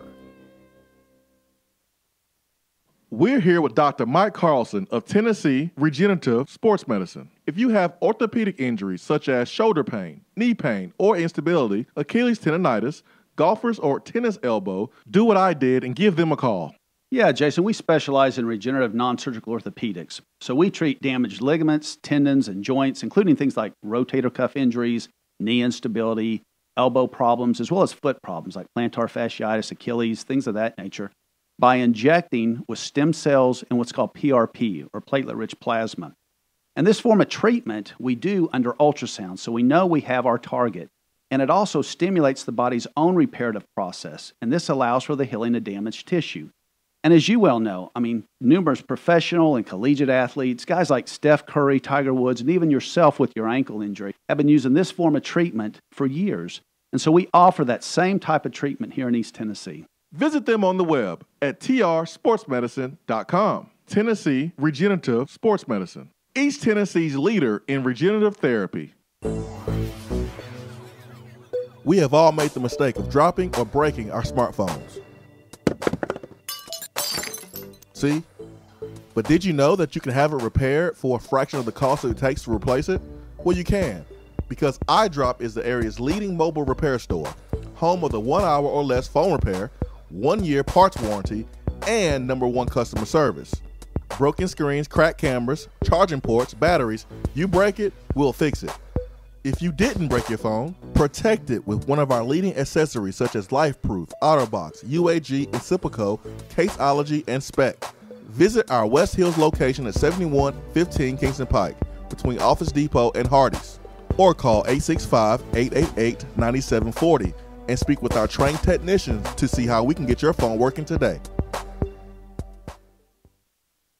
Are you ready to buy, sell, or invest in real estate? Then call me, Jennifer Morris, with Keller Williams Realty at 865-694-5904. Listen to what the Townsend family had to say. After having listed our home with another agent, Jennifer's marketing approach was a breath of fresh air. She priced our home competitively, strategized the best time to list, and began planning our open house. She aggressively negotiated with the buyer and kept us informed during the entire process. Jennifer took away the stress of selling our home, and we would not hesitate to use her again in the future. Are you ready to buy, sell, or invest in real estate? Then call me, Jennifer Morris, with Keller Williams Realty at 865-694-5904. When you see the happy face on our truck, you'll be smiling because you'll know that you're in love. It's freezing in here, Mary. What's wrong with your heater? The repairman can't get here till next week. Sugar, you've got the wrong guy. My guy is fast and has free heating service calls when he does the repair. Hi, I'm Jimmy Hiller. Take advantage of a free service call with any repair. Call the Happy Face Truck today.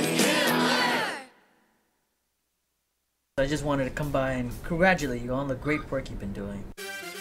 I like your style. You remind me of a young me. Failure is not an option. That boy is good. Hoes, remind yourself, nobody built like you. You design yourself. Attaboy. I mean, how can you go in any other direction for Attaboy today but in the direction of these Tennessee seniors? You know how hard it is to go through senior day and pour out all those emotions and in a snap of a finger go out and play a competitive basketball, football game, whatever, and play within yourself and play within the framework of the team's agenda. Like, that's hard to do because you're putting so much pressure on yourself to have a great showing at the end of your career, and sometimes you press to make all the plays and you wind up messing up. So I'm giving an attaboy to the seniors. Simple as that. I was surprised by how locked in they were to begin the basketball game. Granted, once it got to about the 12-minute mark, they allowed Mississippi State to go on a run there. They always do that, don't they? They always do that. It gets on my last daggum nerve. And I got nervous there when Tyson Carter hit back-to-back threes to start the game. And I was like, this is not the guy you want to let get hot from the three-point line. Because that kid can light it up. I think it's weird how people get – now, I'm not talking about you. I bring this up because you made me think about it. How quick people jump to, like, conclusions in the middle of a game. Like, I saw someone tweet a photo, like a screenshot of the Duke-Wake Forest game, and the game was in the 40s. Duke about to lose. It's in the 40s. That means it's probably at the end of the first half or the beginning of the second half. It's in the 40s. Like, that one was a low-scoring game, so it's probably later on. But I do get your point. There's 10 minutes, 12 minutes, 15 minutes left in the game. Like, really? Yeah. It's like relax. Or when a team scores a touchdown first, here we go again. We about to lose this game. It's the first drive of the game. They just scored one touchdown. There's like 3 quarters and a half left of football. Like, relax. Just calm down. I'm with you on that. I do want to highlight, since everybody highlights Admiral Schofield's night, highlights Kyle Alexander's night, I want to highlight Lucas Campbell and Brad Woodson, the pair of senior walk-ons who are not your average walk-ons in the sense of they are just like everybody else on that basketball team. Yeah. You heard Rick Barnes say it 1,000 times the past 2 weeks that every single guy on that team respects Brad Woodson and Lucas Campbell as if they are on scholarship. And Rick Barnes said last night that his one regret since he's been at Tennessee is that he was not able to get Brad Woodson and Lucas Campbell on scholarship at some point. And there's ways. Yeah, there are ways. But there's ways. I digress. They both have cool stories in the sense of Lucas started off on the track team, but he really wanted to play basketball. I believe he played at CAK here in Knoxville. I believe that is correct. I know he played here in Knoxville, but he was on the track team, wanted to play basketball, and so when Rick Barnes got here, he asked him to come walk on or come try out at least, and he's been a member of the team ever since. And if you watch pregame warm-ups, Lucas is the most energized one out of the bunch, and Brad is just a good old Tennessee fan who said last night that whether I was going to walk on or not, I was coming to Tennessee regardless, so might as well play basketball while I'm here. So it is very cool to see how those guys are respected as if they are the Admiral Schofields, the Jordan Bones, the Kyle Alexanders, the Grant Williams. And like Rick Barnes said last night, I think that paints a perfect picture of what this Tennessee basketball family is. That the number one guy on the totem pole is just as respected as the 15th guy on the totem pole. I think that says a lot about the Tennessee basketball program and the culture that Rick Barnes has installed. When you are born in the state of Indiana, you got to play basketball. I mean, as simple as that. That is basketball country, and that's where Lucas Campbell was born, and he did play at CAK. And I noticed that too yesterday. It was cool, man, how excited the bench was for these guys to get in there and attempt shots. And Campbell made one of his shots, threes there. And tell you, you're not going to see another team like this for a very long time. And you look at how much talent has kind of passed through Tennessee on a football team and football program. If you had the same type of camaraderie and togetherness and unselfishness on some of these football teams with that talent as these basketball team, this basketball team, then we're talking about a whole different last 4 or 5 years. We really are. And so you can really look at the 2016 team. If that team had the same camaraderie as this basketball team, I 100% believe that team would have been 10-2 and playing in Atlanta. I truly believe that. If not, I believe it too. 11-1, 12-0, playing for a national championship. I believe that it too. team was talented enough, but unfortunately, the culture was not great. Yeah, culture is everything, man. Culture is everything. Culture's everything. I got a Twitter question. Someone was like, "Wait, did you just say that East Pons is an NBA player?" Yeah, I did. He's a sophomore. He still has 2 years to develop. Did you think Jordan Bone was an NBA player 2 years ago? Nope. I mean, East Pons is blessed with something that you can't teach. Dude is 6'6" and super athletic. He just needs to become quicker laterally. That's all East needs to work on and handling the basketball but he doesn't even have to work on his shot that much to play in the NBA. No, because Andre Roberson, that boy janky, to play for the Oklahoma City Thunder, that boy janky. That is living proof that you don't have to shoot to play in the NBA. I've got further proof. What you got? Rajon Rondo? No, well he there's pretty good proof, but there is a jersey hanging in FedEx Forum, or will be a jersey hanging in FedEx Forum that is number 9 for the grandfather, Tony Allen, first team defense. Tony Allen, his y'all can make non-Grizzlies fans, people outside of Memphis can make fun of the Grizzlies for retiring his number or whatever, but the reason it is hanging in those rafters is not because anything he did on the offensive end. That boy missed 1,000 layups. But on defense, I mean, he's one of the best defenders of all time. And, I mean, just 2-3 weeks ago, you heard Kevin Durant come out and say Tony Allen is the hardest defender he's ever gone up against. Kobe Bryant, who played in the league for 1,000 years, said that Tony Allen gave him the most problems out of anybody. So, to your point, Yves Pons can develop into that. I think Yves Pons is an NBA player. I do. And I think he will be one after 4 years. I mean, I just believe that. 865-255-03, B Dry Waterproofing Hotline.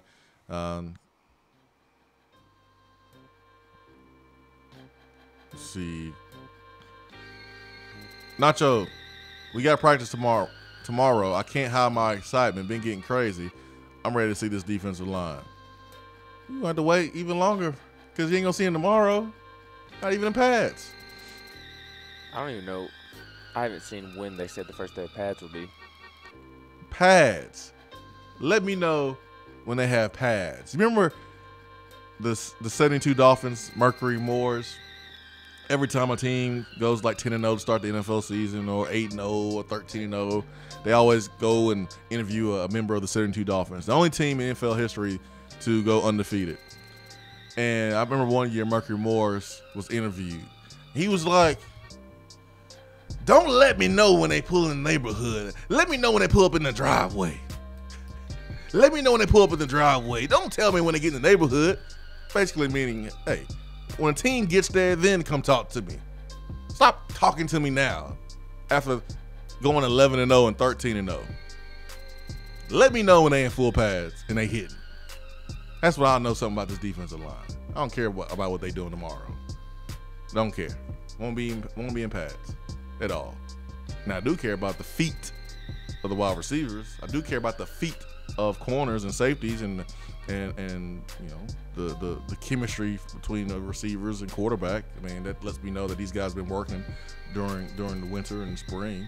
That matters tomorrow, but I'm sorry, I'm not really interested in the big boys tomorrow. We're not going to learn a whole lot tomorrow. Really, the only thing we're going to learn is whatever Jeremy Pruitt has to say after practice. I do want to see who's gotten bigger, who's gotten developed physically, who looks good. I do care about that, but. Will you be able to tell like a significant difference just within 2 months, or is that something that you can really tell come fall? You can tell.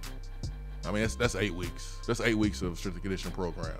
Yeah, you can tell. Because I guess they began. Well, they should have began in December. Well, it's really no difference from when you have guys who put in 8 weeks of training during the summer, June, July. You have the end of spring, and then you have that mini term session right there in June, May, and then you have June, July. That's 8 weeks. So you can transform your body in 8 weeks. You can lose a lot of weight. You can gain a lot of muscle in just 8 weeks. No doubt about it. The first guy I'm looking at, J.J. Peterson. Man, you ain't never lied. 865-200-5503. Stay with us. Be right back.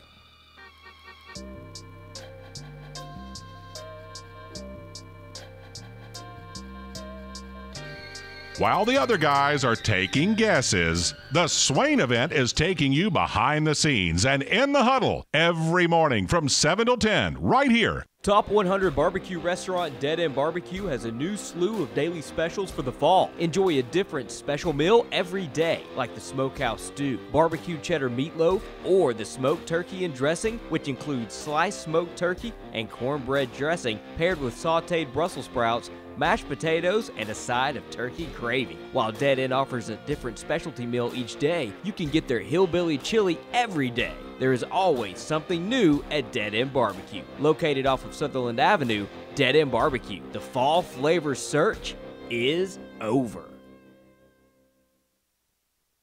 We're here with Dr. Mike Carlson of Tennessee Regenerative Sports Medicine. If you have orthopedic injuries such as shoulder pain, knee pain, or instability, Achilles tendonitis, golfer's or tennis elbow, do what I did and give them a call. Yeah, Jason, we specialize in regenerative non-surgical orthopedics. So we treat damaged ligaments, tendons, and joints, including things like rotator cuff injuries, knee instability, elbow problems, as well as foot problems like plantar fasciitis, Achilles, things of that nature, by injecting with stem cells and what's called PRP, or platelet-rich plasma. And this form of treatment we do under ultrasound, so we know we have our target. And it also stimulates the body's own reparative process, and this allows for the healing of damaged tissue.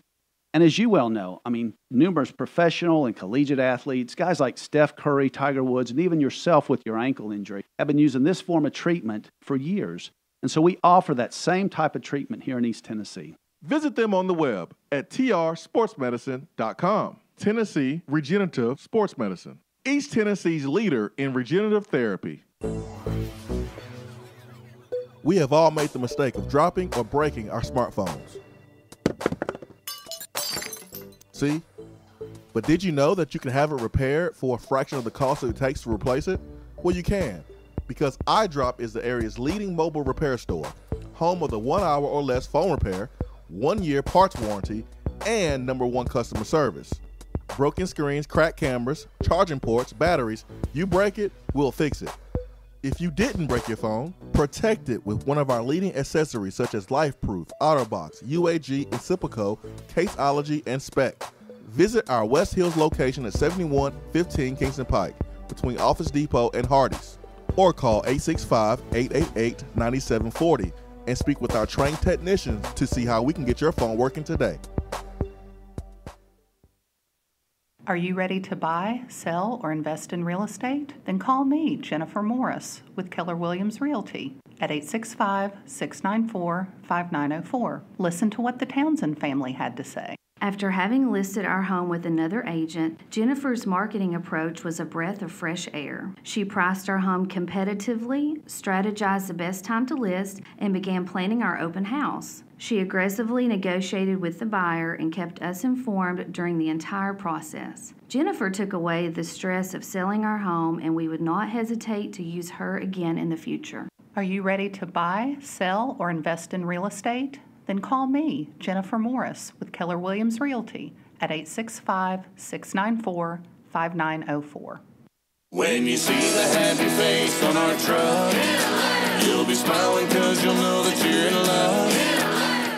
It's freezing in here, Mary. What's wrong with your heater? The repairman can't get here till next week. Sugar, you've got the wrong guy. My guy is fast and has free heating service calls when he does the repair. Hi, I'm Jimmy Hiller. Take advantage of a free service call with any repair. Call the Happy Face Truck today.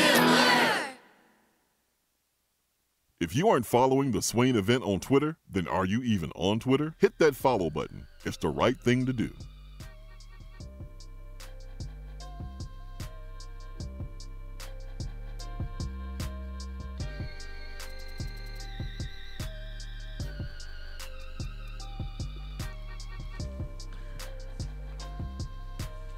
Right now to the end of March with your $99 heating tune-up with Hiller Plumbing, Heating, Cooling, and Electrical.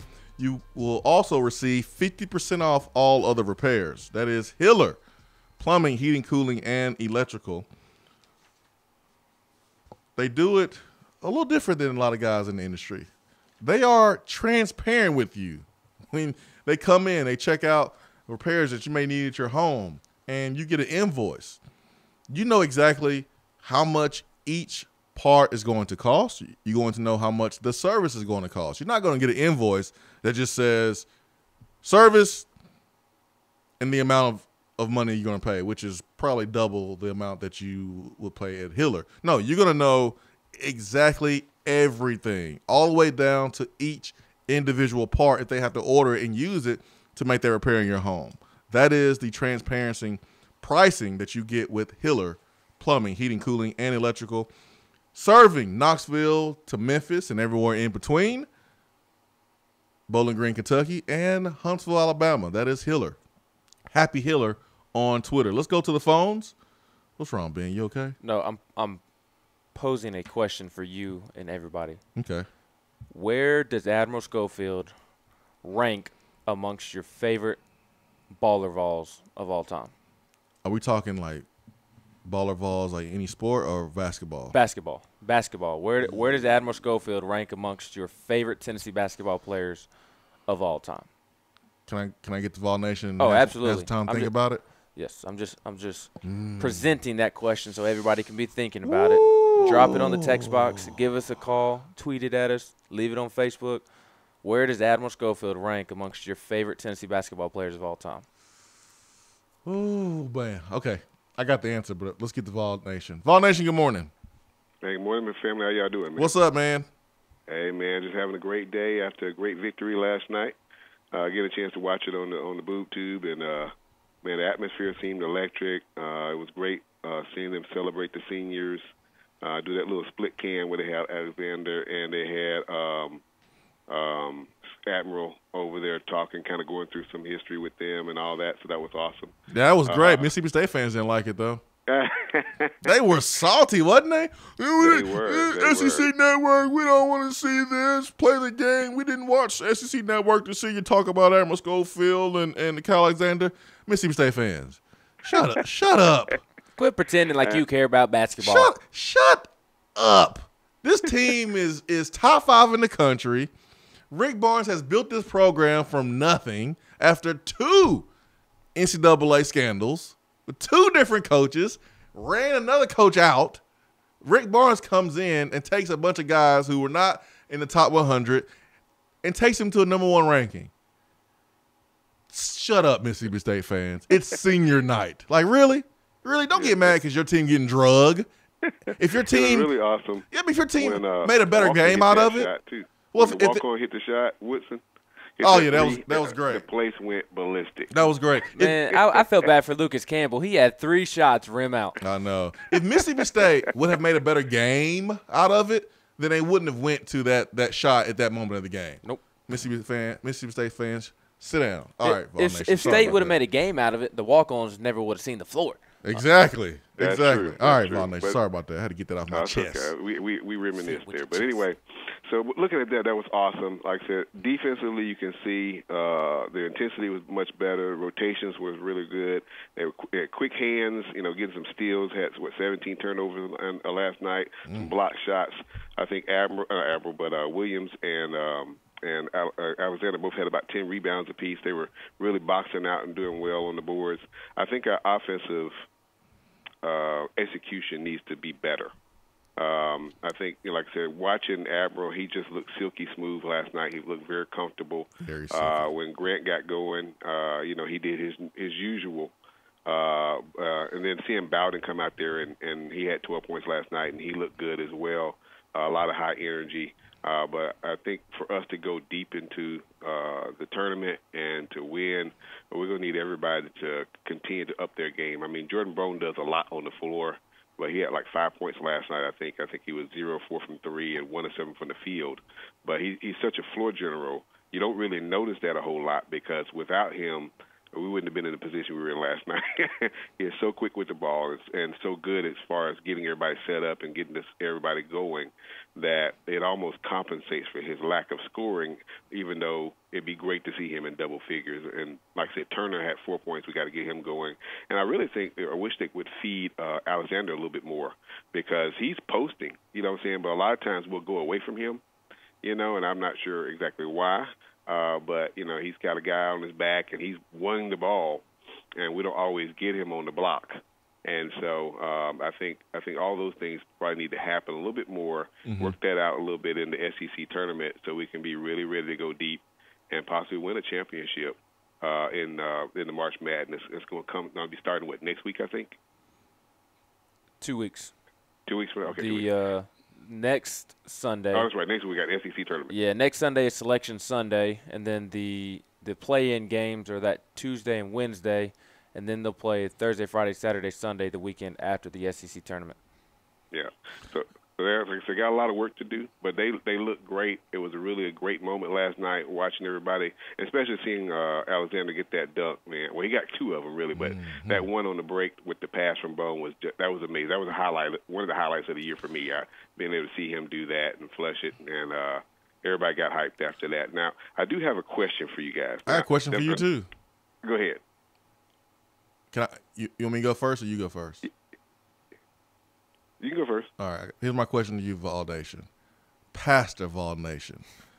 What is the one time of the year where everyone goes to church, at your church, this time of the year, you're seeing people that you haven't seen in 6 months or a year. What's that one time of the year where everyone goes to church, Vol Nation? Usually Easter or Resurrection Sunday, whichever one you want to say. Easter. That's right. Yeah. Easter is the answer I'm looking for. Vol Nation, I think Selection Sunday needs to be like Easter for us, man. This needs to be the Sunday we go to church and we get them prayers up because it's time to make a run for a championship, Vol Nation. We need to be in there with our suits on, Easter suits, looking good, head to toe. Well, that would work if you had not ticked off Sister Jean last year. Suited and booted. Suited and booted. Taking my suit to the cleaners today, man, for Selection Sunday. I'm getting ready. The all-white suit making a return? No, I don't got that anymore, man. Don't even try it. I don't have that suit anymore. But it's time to get suited and booted, bow tied, everything, handkerchief, everything for Selection Sunday, man. I'm going to church that Sunday. Yes, sir. I mean, once you get to the tournament, you're talking about 5 games. That's right. Yeah, I'm talking about. And you can be holding a trophy over your head. And that would be an amazing sight to see for the University of Tennessee and this group of guys because they are so special. I won't say once in a lifetime, but close, to see this group of guys together. And it'd be a great way to see Admiral go out on top and solidify as one of the, favorite players probably in the history of Tennessee basketball. One of my favorites is Houston. So, I think he was a baller. I love to watch him play. But question for you guys. Yes, now, sir. Switching a little bit to the NBA, all right? Now, I want to know, honestly, looking at the Lakers and the disaster that, with all the movement that they did in the summertime and got LeBron there and he's doing LeBron, picking his players and doing all these things and getting this person out of here and bringing it and all that. All right, alienate people because he's trying to. He's talking about trading everybody, and then of course that didn't work out. If they don't make the playoffs, all right, where do you place LeBron James? Does that actually impact his legacy? Because right now, they're not too happy. The Laker fans are not too happy with him. He stands at the free throw line, and they're telling him Kobe's better. That's the chant going around the stadium. Kobe's better, and so that's rare air to put somebody up there with Kobe and Mike. 5, 6 national legends of the game. They got people saying that he's quitting, he's shutting down. You got the young players saying, "Come on, play defense. Come on, stay with us." Yeah, that was actually that when Kuzma pushed him. That was actually Kuzma's man, but it didn't look good. Yeah, and so does this hurt his leg? Because we put him in rare air because of his athleticism, because of his accomplishments and things of that nature, and who he is. He's like I said, one of the best players, if not the best player in the league right now when he's playing. You know what I'm saying? Almost unstoppable. But when you think about the Larry Birds, and you think about the Magic Johnsons, and you think about the Michael Jordans, and you think about the Kobe, that is rare air. Those guys had that it factor, that killer instinct. They hate to lose, and they giving you 1,000% every time they hit the floor. You ain't got to tell them nothing. And I'm not seeing that myself, regardless of the situation. And I'm thinking, or I guess posing a question, if they don't make the playoffs and he continues to perform the way he's performing and the Lakers begin to deteriorate even more than they are right now, does that move the needle on his status pertaining to placing him up there with greats of the great names that I just mentioned, in your opinion? Okay. I'm just talking for me. For me, no. I think LeBron is great. I do not like the Michael Jordan comparisons because I think they're two different players. As a basketball player, I like Jordan and I like Kobe better. I like them better. LeBron's a different type of basketball player. He is. He prefers to pass. He can guard anyone on the court. He can play any position on the court. I know he is much different than those guys. And I'm just talking on the court. I'm not talking about off the court and whether you like him or not, whatever. I'm just talking about on the court. We have never seen players given so much power to create super teams and to influence the league like LeBron has. LeBron has, he almost pulled off punking the Pelicans for Anthony Davis. They almost pulled it off. And he just has so much power. And, and I knew when they got Rondo and Lance Stevenson, these dudes hated LeBron a couple years ago. And then you got a bunch of young players, a bunch of immature young players. Remember Kyle Kuzma and Lonzo Ball acting a fool on social media to where Magic Johnson had to pull them aside and was like, hey, man, y'all need to chill out. They have immature players that got their feelings hurt when their name was mentioned in a trade. That's part of it. That's part of being a professional. And so I'm not going to ding him on his legacy. He's in a weird spot, man. He's still number 2 for me behind Jordan. I think he's the second greatest basketball player of all time when you consider all the ways he impacts a basketball game, defensively, rebounding, blocking shots, and the way he can score the basketball, the way he can get to the rim, flies through the air. He's really developed his jumper and perimeter shot over the years. This year, last year, mega LeBron fan. I've come down off that pedestal after this year. I do not like the way he has handled this year. But also on the flip side of that, he has a bunch of bums around him. Oh, he does. Snoop made that very clear. Yeah, go watch that Snoop Dogg video. Swain and I were rolling in here on Monday. But, I truly believe that even MJ would not have made the playoffs with this team. I remember when MJ was with the Wizards, and MJ was playing with some bums, and he did not behave himself the way LeBron has been behaving himself on the court. And some of the things that's been said. But anyways, I'm a big LeBron fan, and that ain't going to change because I look at the person as a whole.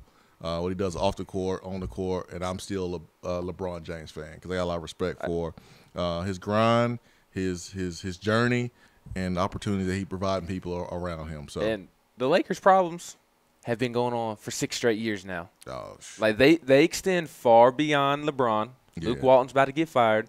They went how many years and only missed the playoff 5 times over the course of, what was it, 50, 60 years, something like that, and now they're going to miss the playoff for 6 straight years. Problems extend far beyond LeBron, but that's our NBA talk for the month. I know, right? Who we got? You'll never guess who we have, but it is the one and only recruiting legend, Andy. Andy, where you been, man? Man, I've been wore out. Freaking work's been wearing me out. Okay, I was worried. I didn't know if you was like doing some time or something, and we didn't hear from you. No. Okay, good. I've been working and stuff, but don't worry, I've been keeping track. All right, good. Man, I tell you what, there was a lot of kids come to Knoxville this last weekend. Like, #1 recruit DB out of Louisiana come to Tennessee. Like, I was like, wow.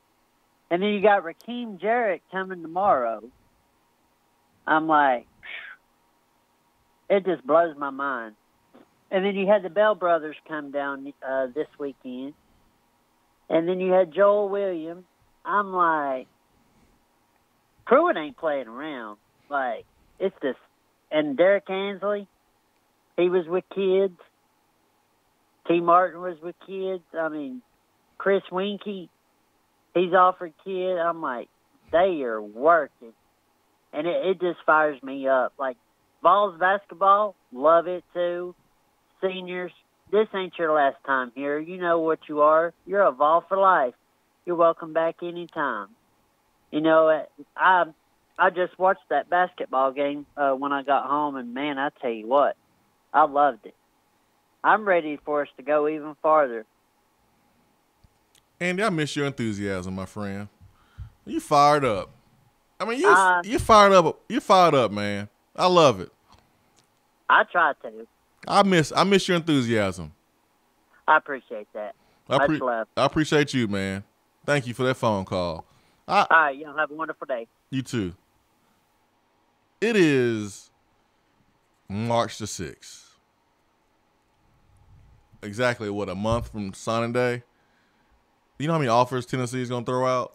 I don't even pay attention to the offers Tennessee throws out. Probably, I mean, last year was what, more than anyone else in the country. I think it was 457 or something along those lines. And I understand folks who are not like locked in recruiting at this point of the year, because honestly, I'm not.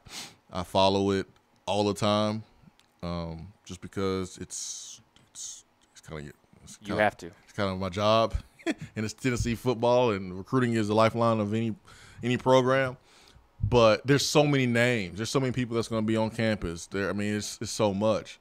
But Andy, man, Andy is a freaking treasure, man. I just want to know when Andy's going to get his Tennessee basketball tattoo of the Admiral or somebody like that. Speaking of Admiral, can we turn the picture of Admiral crying into what the crying Jordan face was? But now it can be the crying Admiral face.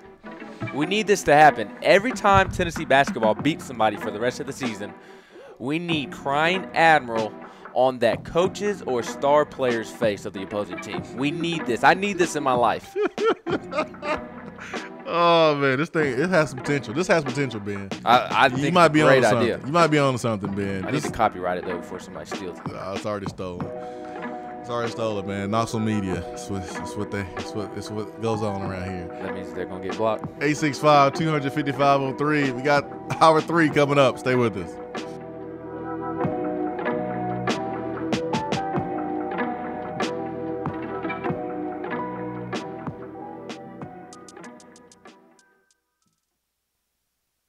You're driving home, flashing blue lights in your rearview mirror. The next thing you know, you're being arrested for DUI. Be responsible, but remember, just because you're arrested doesn't mean you're guilty. Call DUI and criminal defense attorney Marcos Garza. Put this number in your phone right now, 865-540-8300, because you never know when you or a friend will need it. Don't say guilty, say Garza. 865-540-8300 and GarzaLaw.com. Thinking about trying CBD oil but not sure where to get it or who to trust for a quality supplement? Our friends at Tennessee Valley Hemp Company invite you to try their full spectrum hemp extract, available in 500 milligram and 1,000 milligram strengths. They are a local company based right here in Knoxville whose crops are grown in East Tennessee. Their farmers are committed to cultivating pharmaceutical grade hemp oil that produces results. It is only available in community pharmacies where you can get questions answered by experienced professionals. If you are unsure whether or not it is okay to take hemp extract with your existing medications, pharmacists are happy to perform interaction checks that keep you safe and healthy. You can find out more by visiting or calling any of these local drugstores: Gordon's Drugstore in Carnes, Vaughn's Drugstore in Powell, or Standiford Drugs in New Tazewell. Check them out on Facebook at Tennessee Valley Hemp Company, and don't forget to hit the like button. When you buy, remember to ask for the only hemp oil that supports your health and the Power T. Tennessee Valley Hemp Company. These statements have not been evaluated by the FDA. This product is not intended to diagnose, treat, cure, or prevent any disease.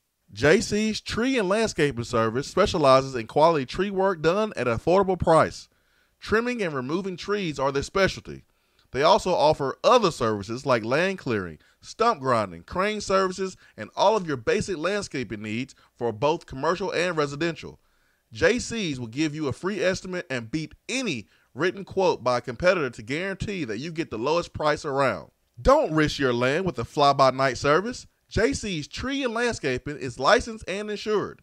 Give them a call at 865-599-3799.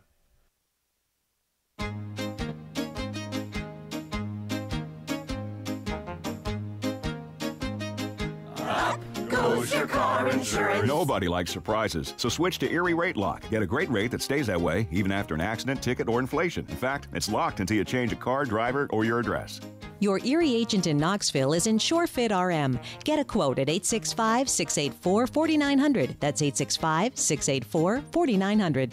Erie Rate Lock does not guarantee continued insurance coverage and is not available in all states. Guys, have you noticed lack of energy, motivation, and drive? It could be low T or something else like sleep apnea or even low thyroid. It starts with a quick and easy health assessment to better understand your health. And now they treat more than just low T, including sleep apnea, low thyroid, and more. It is covered by most health insurance. So if you've been feeling grumpy, tired, have you noticed a weight gain or loss of muscle, call 865-392-1388 or go to lowtcenter.com. Low T Center, reinventing men's healthcare. Craving flavors that don't take hours in the kitchen? Mrs. Grissom's cheese spreads and chicken salads are the perfect go-to. Ready-to-eat meals and snacks found in the meat or dairy section at your local grocery store. Whether you crave the classic Mrs. Grissom's pimento cheese or the gluten-free select varieties like the cranberry pecan chicken salad, enjoy small-town flavor in every bite. Select the best. Select Mrs. Grissom's.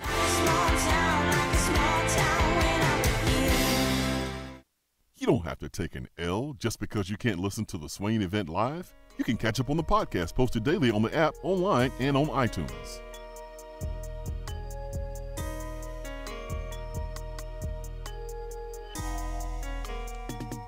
Hour 3 of the Swain Event is powered by Low T Center, lowtcenter.com. Last night was my second night of my new CPAP, and I tweeted about that yesterday. And yes, they are a sponsor. Absolutely. Sponsors are important. It's the only way we can keep this show going. So please support our sponsors. And please, if you have any new sponsors, let your boy know. Holla at your boy. Please. But I am very careful about who we align with, because it has to be something that I believe in most of the time. I do understand that just because I believe in something don't mean other people believe in it. And, there's certain fast food places I'm not a big fan of. but that doesn't mean other people are not. And so I respect that. Just like I respect everyone else's opinion, doesn't mean I have to agree with it. Like, I am serious when I'm talking about men's health and sleep apnea and how dangerous it is, and how there's this really bad stigma with men that going and checking that stuff out or wearing a mask is a sign of weakness, and you don't want to do that. And I don't understand that thinking at all. You got so many people that depend on you. You got your kids, you got your family, and why would you not want to do as much as possible to be around as long as possible for them? And freak accidents happen all the time. And we saw that last week with Jim Boeheim in Syracuse, and you hate when something like that happened, but this is something that you can control. Like, you can do something about not breathing at night. And I'm telling you, I've been through 2 sleep studies in the last decade, and the sleep study with the Low T Center was so easy. It was so simple. I slept in my own bed, and the process was really simple. And I have myself a new CPAP. It is quiet. The mask is very comfortable. I hate the big old Darth Vader mask. I hate that. So I have like a nose pillar that just fits right underneath the nose. And I've had some great sleep the last 2 nights. So, man, Low T Center. I talked to a couple people yesterday, a couple on the phone, DMs yesterday about Low T Center. And the telephone number, 865-392-1388 here in Knoxville. Ben, you had a great question. I started watching the Admiral video again. I got to get out my feelings. Need some tissue? Yeah, where's your tissues at? In the toilet over there. I think some toilet paper left after you used it yesterday. Might not be any. And after I used it yesterday, might not be any more either. But you had a great question. For once. Relating to Admiral Schofield is either where would we rank him amongst our favorite baller Vols? And I have an answer. And this is my opinion. Vol Nation, you heard him talk about Allen Houston. That's during his era. That's his opinion. And I understand and respect that. There's going to be a lot of folks who have Bernie number 1, Bernard King number 1. But for me, I have Admiral number 2. And you already know who's number 1 for me. Chris Lofton. That's Chris Lofton. Because that's number 1 for me, too. That's Chris. Hey, it's Chris Lofton for me, man. It's Chris Lofton. A 6 foot. And Chris, don't get mad at me because Dane said this on national television. Slow. And Dane emphasized slow. I mean, he really said it a couple times. Slow. 6 foot guard. Who was not recruited by Kentucky, who was Mr. Kentucky several years, who picked Tennessee over like Valpo and some others, who beat cancer, who did things the right way. I'm going Chris Lofton. That's my favorite. I'm going Chris Lofton, too. And he brought donuts to us one day. Not us. He brought donuts to you, Brad, and Charlie. I was not here that day, unfortunately. You missed it. I go Chris Lofton number 1 just because Chris Lofton was that dude when I was growing up. He was Tennessee basketball at the time. That obviously I've been a Tennessee fan all my life. I was born into it, but Chris Lofton was playing and doing his thing around the time when I really started getting into Tennessee basketball, Tennessee football. So Chris Lofton will be number 1 for me because he helped spark that love for Tennessee sports and Tennessee athletics and Tennessee basketball, and that was an amazing run with he and Bruce Pearl and those guys. And I don't think I'm saying this because it just happened, but I think Admiral's number 2. I think just off the top of my head, Admiral is number 2 for me. You think that's going to change if Grant Williams comes back and has a National Player of the Year run like he's having this year? Wait, before you answer. We have not mentioned this. We have to. Dude, Grant's defense has been exceptional. The last month. The charge he took was picture perfect. He pinned a ball to the backboard on the block. Grant Williams' defense is not being talked about enough. It's not because it's not in stats. Last night he had 2 blocks, 2 steals, 3 assists, 10 rebounds, 6 of 6 from the free throw line. That is a basketball player right there. Yeah. He only had 14 points on 4 of 8 shooting, missed his only 3. But a basketball player has 10 rebounds, 3 assists, 2 blocks, 2 steals. Yeah, but you can quantify, his blocks and steals. It doesn't show in the stats. Defensive rotations, communication, shots that he's altered because he was in great position. It does not show that. And so Grant Williams' defense needs to be highlighted in a huge way, and he is getting national recognition for his defense too. Mm-hmm. All right, sorry. No, but what were you gonna say? Bro, you were asking me if Grant comes back next year and makes a National Player of the Year run, would that change things? I don't think it would, because this question is about our fan favorite. Because there's no doubt about it if Grant comes back next year. Honestly, even if Grant doesn't come back next year, Grant had a better career at Tennessee than Admiral did. Grant is on the verge of winning back-to-back SEC Player of the Year awards for the first time in the league since 1994-95. So just obviously when you look at resume, Grant's is better when you look at all the recognition, all the awards that he has won. But in terms of being a fan favorite, no. Nothing will change in the next year or so with Admiral. I think off the top of my head, like I said, I'd have to sit down and really think about it because you can throw guys, for me, like Wayne Chisholm in there. I loved big Wayne Chisholm.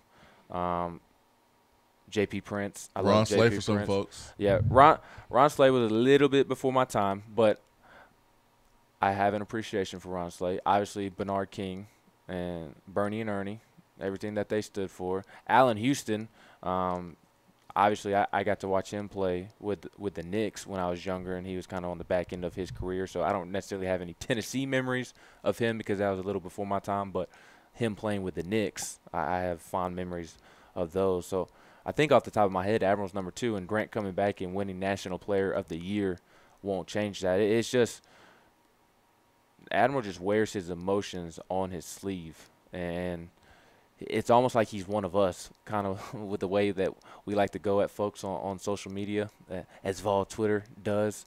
Admiral likes to go at folks as well. So it's kind of like Admiral is one of us in that sense of where he wears his emotions on his sleeves. He loves the University of Tennessee, and he's just one of us.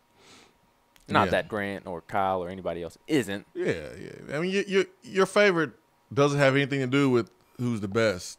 Just it's your personal opinion, and your age has a lot to do with it because these players may or may not have played in the era that that you were watching Tennessee basketball. So it's not any wrong answers. I mean, everyone has their favorite player for their own reason. And I say that Grant Williams has more of the accolades, more of the awards, and things of that nature.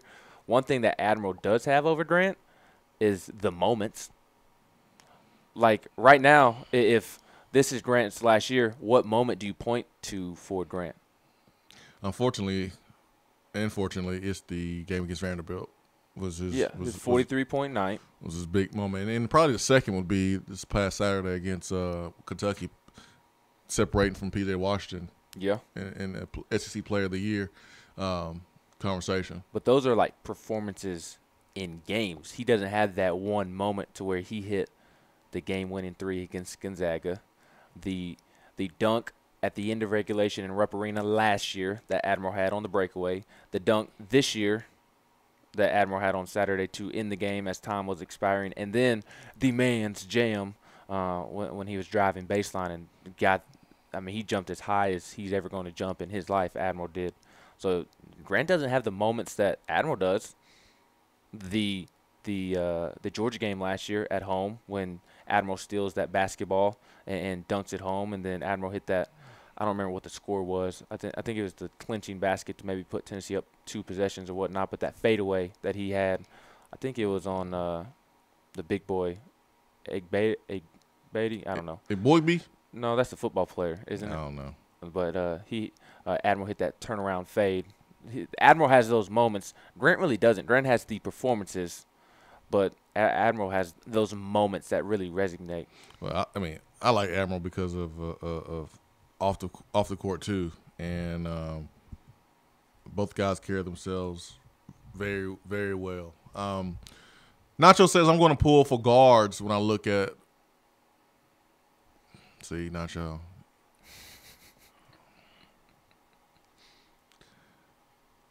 Not saying anything that Nacho said on the text box is wrong here, but we're talking favorite. We're talking favorite. Your favorite player. I ain't talking best. Best is simple. That's Bernard King. That's simple. We're talking favorite. Talking favorite. But for him, he says Allen Houston and everyone else. DZ in Milwaukee says Lofton, Chisholm, Slay, Admiral. Can't go wrong with that, man. Chisholm was a fan favorite. Chisholm was amazing with those youngsters. Was great with the media. Ron Slay, bubbly personality. Probably even more so now. He's awesome. He's amazing. Good to see him around the program. I remember a time when Ron Slay had to chuck Grant Williams in the chest to challenge him. What game was that last year? It was one of the big games. Was it the Georgia game? I don't know what game it was, but I remember Ron Slay chucked him in the chest like, "Hey, man, excuse me, sir, you need to play. You need to play better. Like you need to step it up. Yeah, you need to dominate. This is it's your time." It might have been the Kentucky game when I love that. P.J. Washington was giving Grant the business. I love Ron Slay around. He reminds me of Al Wilson around the program. You know, that enforcer dudes that kind of call you out. Even though Al really doesn't do that much when he comes around. It's just look. His look does it. All right, who we got there on the B-Drive Waterproofing Hotline? 865-200-5503 B-Drive Waterproofing Hotline. Ruben 12 says, Indiana basketball, high school basketball is crazy. I live here, and the high school plays in a 9,000-seat gym, which is as big as Notre Dame's home facility. Freaking unreal. Yeah, Indiana basketball is it's big time. It's like Georgia high school football or Texas high school football. All right, who we got there on the hotline now? We've got Foxvall, and then Volstorm, and then Steve. All right, let's get to Foxvall. Foxvall, good morning. Hey, good morning, guys. How's it going? What's up? What's up? Man, that was an emotional night last night, wasn't it? It was great, man. It was great. I know. Whenever they opened the game and Admiral came out there and he had tears rolling down his face, I looked at my wife and I did what you do. I was like, "Who's crying? No, you're crying. I'm not crying. You're crying. I'm not crying. You're crying." It was emotional. To me, looking at your question, when I look at the overall, just how Admiral has carried himself, how he has brought, like he was a part of a team that resurrected this basketball program from the ashes, man. Yes. And, Rick Barnes came in, he was also a big part of that, changing the culture and all that. And I don't know if you guys have touched on this before. I'm kind of pulling a Titans bill today, so I didn't listen to any of the show. I'm going to call in at the last minute. But anyway, when I look at Admiral, what he reminds me of is he kind of like basketball's version of Al Wilson?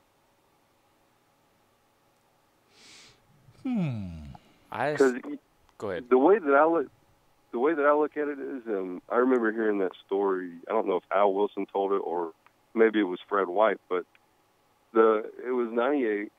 Al Wilson went into the locker room before the Florida game, and he told them, "We are not going to lose to these guys again. I'm not losing on my last year." That type of personality, carrying the team on his back, unquestioned leader, I see Admiral as being that, in my opinion. He is the heart and soul of the basketball team. He's the enforcer. We did talk a little bit about this before because people were like, "Oh, maybe Admiral should stop liking tweets and start practicing." It's like, dude, that's what gets him going. He's the heart and soul of his team. He's like Draymond for the Warriors. Like he brings that edge, and that edge is important for this team, for the identity of the team. I think Al Wilson is the greatest leader in Tennessee athletics history. That's just my opinion. And so yeah, I want to be. Maybe that's an unfair comparison. Yeah, but he's probably the closest from basketball. Right. Yeah, I would say he could be the closest. Now Grant calls guys out too. You can see him leading on the court, but he has a different personality than Admiral Schofield. It's different. I saw Grant call out Bowden last night because Bowden wasn't where he needed to be on the defensive end.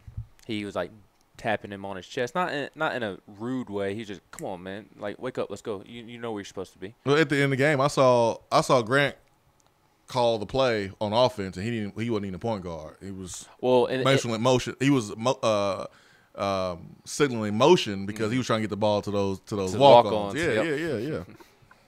Kind of how I looked at it too was the defining moment for me, and what really made me think of that was, I think it might have been the first Florida game where at the end of the game, Admiral went over and he started gator chomping, Mm-hmm. And you remember how I think it was Jordan Bowden.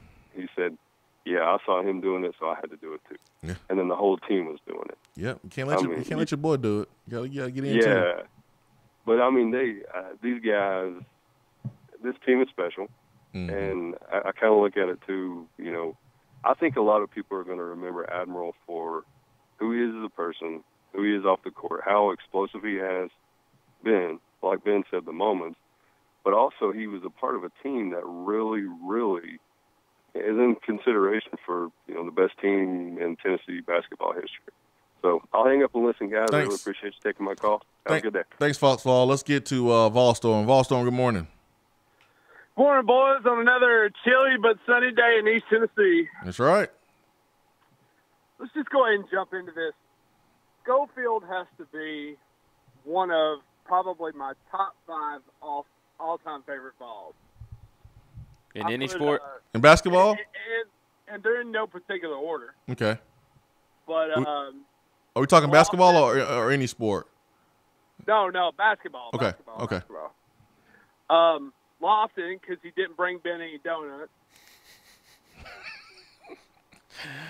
I'm just gonna say, if you keep this up, you will be getting dumped today. So tread lightly, my friend. Thanks for interrupting me. So next would be Ron Slay, because Ron was a big time emotional leader. He was like an Al Wilson. He had the emotion of a Juwan Jennings. Slay was kind of your emotional leader. Of course, like I said, gotta throw Admiral in there. C.J. Watson, because he will always be one of my favorite all-time balls, because he punched Joakim Noah right in the mouth and made him bleed on the court. Yeah, that elbow was vicious, man. That elbow was vicious. Yep. Floyd Mayweather's favorite ball as well. Right. And even when he was playing with the Bulls, all I could think of when Kim was playing with the Bulls, all I could ever think about was C.J. popping him right in the mouth. You had to bring up Floyd Mayweather, Ben. But yeah, C.J. Watson popping. Joakim Noah was great. All right, boys, I'm going to run. Hold on. Hey, I thought you said you had 5. You what? I thought you said you had 5. Oh, Allen Houston's my 7th one. I'm sorry. All right, bye. You ain't right, man. He had a comment. And we all know what that comment was going to be. I can't allow for Ben McKee slander.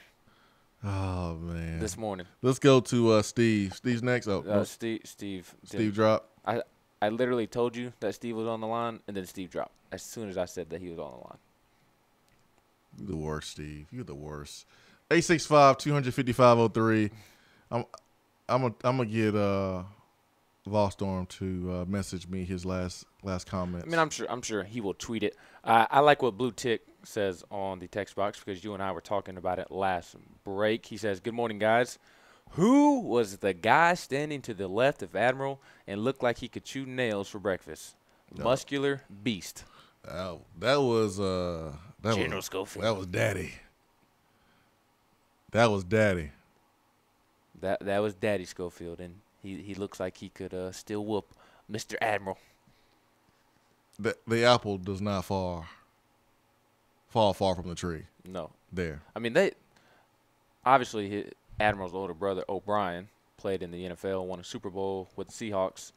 He's a big boy. Admiral's a big boy, and Admiral's little brother, quote unquote little, is going to be a big boy as well. I mean, I think he's 8th grade, freshman in high school range age. His little brother is. I mean, and he does not look like it at all. No. Great question on text box from Robert Kortner here. That's a great question. Say they decide to retire number 5. Who has a better chance of being on the banner, Lofton or Admiral? Or is there a chance they will put them both with number 5? Admiral will be the last player to wear number 5 in Tennessee. Be. I'm telling you. Oh, I know. Admiral will be the last player to wear number 5 at Tennessee because Chris is probably going to retire after this season, and they're going to retire Lofton's number. That is going to happen. I mean, it should have happened like 5 years ago, but I mean, better late than never. He's still playing, so you let him play, and let him finish up. Maybe one person, maybe a freshman comes in and wear number 5. But I mean, if I'm Rick Barnes, I wouldn't even let anyone wear number 5 because they would have to change it because you're going to retire Chris Lofton's number. Right. And so, go ahead and soon as Admiral's last game, just go ahead and put that number 5 up. That's it. I think this is so tough because Admiral had such a great career at Tennessee, and if Admiral goes on to win a national championship, who's to say he doesn't deserve to be up there as much as Chris Lofton? Well, getting your jersey retired is about individual accomplishments. Yeah, that's true. I mean, and Chris was SEC Player of the Year and All-American, so yeah, that's what it's out. That's the difference. I guess my point is, if Tennessee makes a historic run, makes it to the Final Four at minimum, I think that Lofton should be the one that hangs in the banners or hangs in the rafters, but find a way to honor Admiral somewhere in the arena. Is Admiral giving you money? You know how it works around here. I don't even know why you even said that. You know how it works. If you want to be honored, you better buy yourself a locker or something. Yeah, if you're a booster, not if you're Admiral Stinking Schofield, who just led your basketball team to the first ever Final Four and potentially a national championship and back-to-back SEC championships. If Tennessee does that,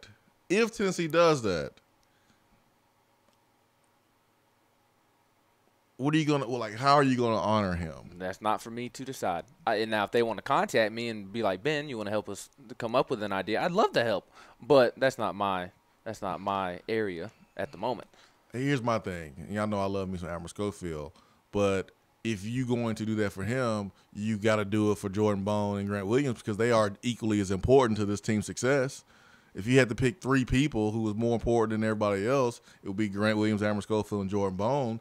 And if you do it for Admiral, I mean, Grant Williams is going to be the SEC Player of the Year for the second time and is the one that is getting national recognition for Player of the Year and Defensive Player of the Year. If Grant Williams comes back, I think you should retire his jersey anyways because he'll be back-to-back SEC Player of the Years, and then the potential of making a Final Four run, championship run, back-to-back SEC championships, and then he comes back for a 3rd year and has a chance to win back-to-back SEC Player of the Year awards. Oh, yeah, number 2 should be retired too after Grant leaves because he's going to be All-American. He's going to be back-to-back SEC Player of the Year. Chris Lofton never did that. I mean, Grant Williams will have more accolades than Chris Lofton. So, yeah. You're going to have number 2 and number 5 retired at some point. Yeah. My thing for the men's. Obviously, Chris Lofton had a better individual career than Admiral Schofield, but Admiral Schofield has meant so much to Tennessee basketball the last couple of years and has accomplished so much. I would like to see his version of the number 5 honored in some way. Yeah. Let Lofton read in the rafters, but let's find a way in the arena to have Schofield honored in some form or fashion. I think this is when sometimes we let our hearts override everything else because remember, and I know this is not Tennessee football, so our standards are not as high when it comes to retiring numbers because football is hard. it's hard to have your jersey retired. Guys like Al Wilson does not have his jersey retired. And think about how crazy that is. Do you think it will get retired, or it just? I mean, unless they override the the requirements that he has not met. I mean, unless they override it, but he does not have his jersey retired because he did not meet the requirements. Basketball, I'm not sure of the requirements, but I know Chris Lofton is going to meet those, and Grant Williams will meet those. And so, are you going to lower the requirements and lower the standard and expectation for jersey retirement for Admiral Schofield? My answer is no, you don't. You got to keep it where it is. You can't be like the Grizzlies retiring Tony Allen's number. You can't do that. Can't do that. That's all I'm saying. But how do you show love to a dude that was very, very important in the rebuild of this program? How do you do that without doing too little or doing too much? Because there's no way you can put him on the same level as a Chris Lofton and the Grant Williams, who will have their jersey retired in the next few years. So, love me some Admiral Schofield though, man. He's my spirit animal for sure. He's my spirit animal. You mean the baby giraffe on the team is not your spirit animal? Eats my Folky. Folky had the perfect baby giraffe moment last night when he caught that basketball at the top of the key and just crumbled. That was the perfect John Fulkerson moment. Did TBA Taco, was he on TV picking his nose? Uh-oh. Did that happen? I don't know. I haven't been able to go back and watch the game since I didn't get home till 12:30 last night. But I'm going to go back and watch today. Did he get caught? Was that a thing? Jimmy cheeking? No, I was just wondering. Did he get caught Jimmy cheeking? Did somebody say he did? Was it on Twitter? I gotta check the tape. You gotta check the tape. I will say, I was just glad he showed up in pants this time. Yeah. Because he did not wear pants against Kentucky. Hey, it worked. So maybe don't wear pants in your taco suit. Yeah. Just Kentucky was like 60% from the free throw line. Oh, I have so many jokes. It worked. But I'm not going there. It definitely worked. Swain Event. Be right back.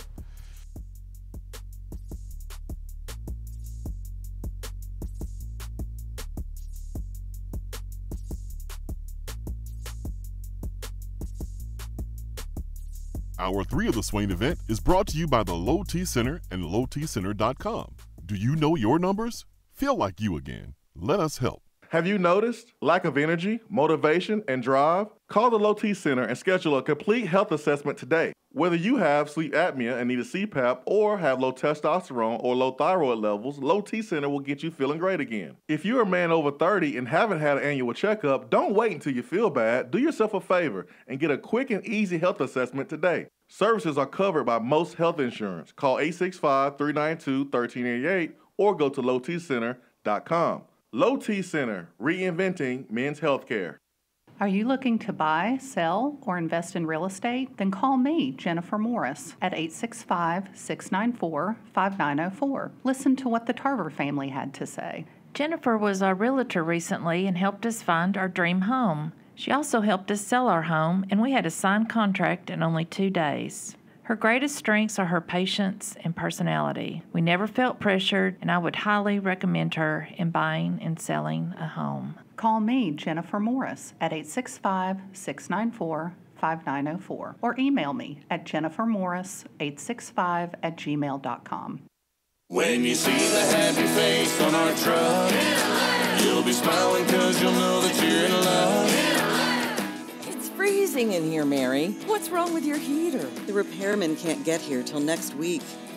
Sugar, you've got the wrong guy. My guy is fast and has free heating service calls when he does the repair.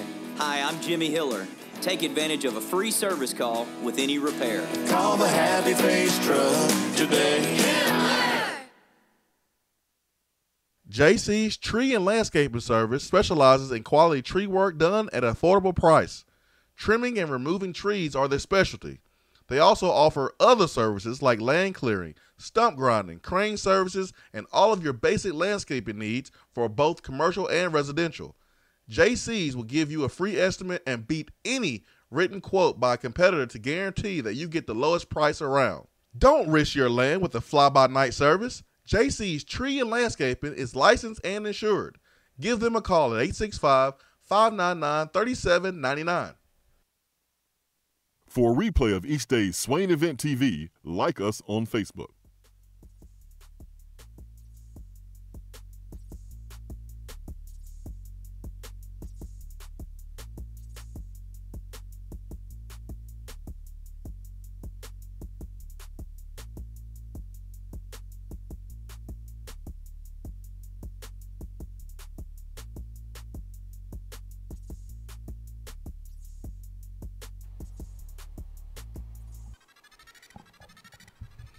Ah, man. We are sad to confirm. We are very sad to confirm this. But it is true. TBA Taco was picking his nose on national television last night. I wonder how much meat was in the taco last night. Oh, man. And that stinks. Because let's not pretend like we don't all pick our nose. It's just the timing. I don't pick my nose. Stop. It's just the timing. We all do it. We all do it. It's the timing. And TBA Taco, you know better. You can't pick your nose in the front row of a game where you have been on television multiple times in a season. The best place to do this is in your car at a stoplight. We all know this, man. Everyone knows this. You got to do it at a stoplight. You got to make sure the person next to you is not taking a picture of you and putting Not it looking. on. Though that's when you have to like stagger the cars at the stoplight. You have to stop your car far enough back from the person in front and ahead of the person behind that car. You have to stagger the cars. That way nobody has a good angle. Yeah. That way if they're looking from the back, it may look like you're just scratching your nose. Or you just pick all your boogers out before you leave the house. There's a method to do this. If you feel it, like you feel a little monster in there, and you feel it, it's bothering you. There's a way you do it though. Like if you gotta get in there, you never go in there with the one index finger. You can't do that, or the pinky. You can't do that. You gotta be quick. It gotta be thumb, index finger, real quick. It's like you're rubbing your nose, but you gotta just real quick get in there, get out. Get in there, get out. My mom texted me. She says it wasn't a full finger in the nose, but it was too close for comfort. But was it one? Because you can't do the one finger, because that's like what we did when we was like 4 years old. Fit two fingers. No, like the you got two nostrils. Oh, I see what you're saying. So if you go with the one index finger, that's the way we did it back when we were in like 4th grade. You can't do it that way. You gotta do it the grown-up way, which was thumb, index, both nostrils, real quick, like you're rubbing your nose. You gotta be slick with it. Taco Man, get with Jimmy Cheek. He can show you how to do it. I guess. I don't know. Maybe not. Don't get with him. Well, my thing is because he clearly did it wrong. If he was using the index finger, my mom said thumb. How do you? He did it with the thumb. Oh Lord! No wonder he got caught. Gosh, he was It's being all. That's the biggest finger on your hand. Especially for Taco Man. No wonder you couldn't be discreet. Jeez, Taco Man. I know Taco Man personally. I think I'm going to have to send him a text message. Yeah, coach him up, man. And coach him up. Now, my thought process, what if he used his index finger earlier in the game when nobody was looking, and then he's like, he likes to yell and point at the opposing players in the opposing team. What if he's got like a booger hanging off the end of his index finger, and like he goes to point at Quindary Weatherspoon, and it's just like, bam, the booger goes flying off the finger and smacks Quindary Weatherspoon in the face. He taking it to I think we should credit Taco Man for Quindary Weatherspoon going 3 of 12, Lamar Peters 2 of 10, Reggie Perry 3 of 10, Tyson Carter 5 of 11. He was flicking boogers on them, and they were uncomfortable. Ben Howland couldn't coach because he had a booger attached to the back of his neck. No, too far. Mental image. Stop. No. We can't let one of our own be the brunt of Twitter jokes from other fan bases. But there's a method, Taco Man. There's a method. You gotta be slick with it. Taco Man. Anyone have Perel, hand sanitizer around there? Probably not, because millennials are nasty. And imagine how many people he was high-fiving last night as well. Golly, disgusting. Now, I know one person who knows the perfect time to pick their nose. Who's that? Turkey Man, because I bet you Turkey Man picks the mess out of his nose when he is out in the woods by himself hunting. That's probably true. Turkey Man, good morning. Good morning, individual. I tell you what, I watched him real close. He didn't eat it. Ooh, that's good. He didn't eat it, and that's why I said don't do it. Don't. But the other problem was when he flipped it, and he's dressed in a taco shell. Now we know how tacos are, what's in tacos. Now we know how tacos are made. We do. We now know. We now know. You know, kind of like hot dogs. Is it? Now we know. You don't like hot dogs, you know how they're made. It's just packed full of protein. Yeah. Now we know how they're made. But anyhow, I just thought I'd give them 2 cents. And how about them balls? They looking good. And Andy, I was getting worried about Andy. I knew I've been kind of under the weather, but I hadn't heard him, and that's good to hear him back because he's excited. And Jay was on par there this morning. He was excited. Yeah. For Jay, he was excited Yeah. today for sure. Yeah, he was. But anyhow, guys, I'm gonna get a pretty day today, and have a good one. And I'll talk to you later. Turkey Man, I'm going to be honest with you. Anytime it is 20-something degrees and it is in the low 30s, I don't care how sunny it is, it's not a pretty day. It is sunny though. It's gonna be, I don't care. The fact that it is in the 20s, in the low 30s, makes it an ugly day. Well, I mean, what if it's a clear sky and Don't it's care. sunny? Nope. It's cold. It's too daggum cold. There's a theory about the weather when you play football at Tennessee. It does not matter if it's a hurricane, tornado, tropical storm, blizzard. Come time 4 o'clock, practice time. Oh, the sun comes out and you are outside practicing.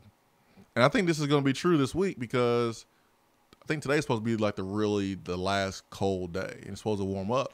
And guess when practice starts? Tomorrow. I do believe. Granted, I do not trust the weather app on the iPhone. Right now, it is 24 degrees outside, and yes, I can see that it is sunny. But if it is 24 degrees outside, that is not a good day. Thursday's gonna be 50. Yes, but there's clouds, and it's supposed to rain on Friday. Thunderstorm on Saturday. First day of practice, Thursday, perfect day of practice. I believe they are practicing Saturday though, so looks like they'll probably be indoors on Saturday. Oh, it won't rain around practice time. It's just the way it works. Speaking of spring, you've told stories about how you all would go over to the baseball field and get some conditioning in. Fall camp. Okay. Yeah, fall camp. We did that. I was going to say because obviously the spring baseball is going on. Mm-hmm. You can't really go over there, but I was going to say the happiest man on the planet that they have turf is Tony Vitello at that new baseball field. Part of that is because now the football team can't go over there and wear out his baseball field.